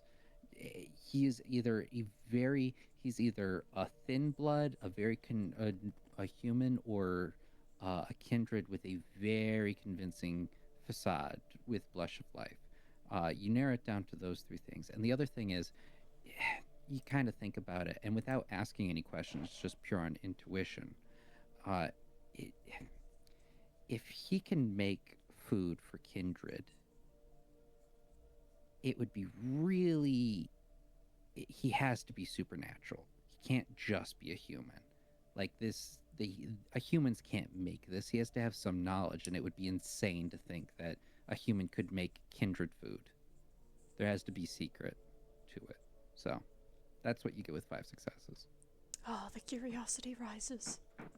Or, well, you narrow it down to those are the most likely, though it could be any other manner of supernatural creature that you don't know about. But, you can't really think about those because you don't know them. I don't know they exist. Yeah. So, yeah, that's what you get. Rise will kind of smile and be like, remind me to say goodbye to Mary, too. Even if she still don't know if she likes me. Yes, she'll probably be kind to you.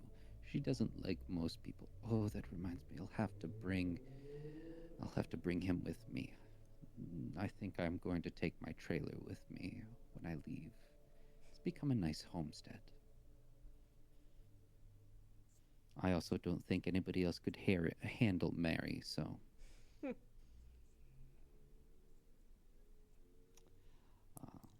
Okay, Navajot just kind of sits back and starts telling a few stories and enjoying his time. Yay! With all that settled, let's end it here for tonight. Yeah. Yay! That's awesome.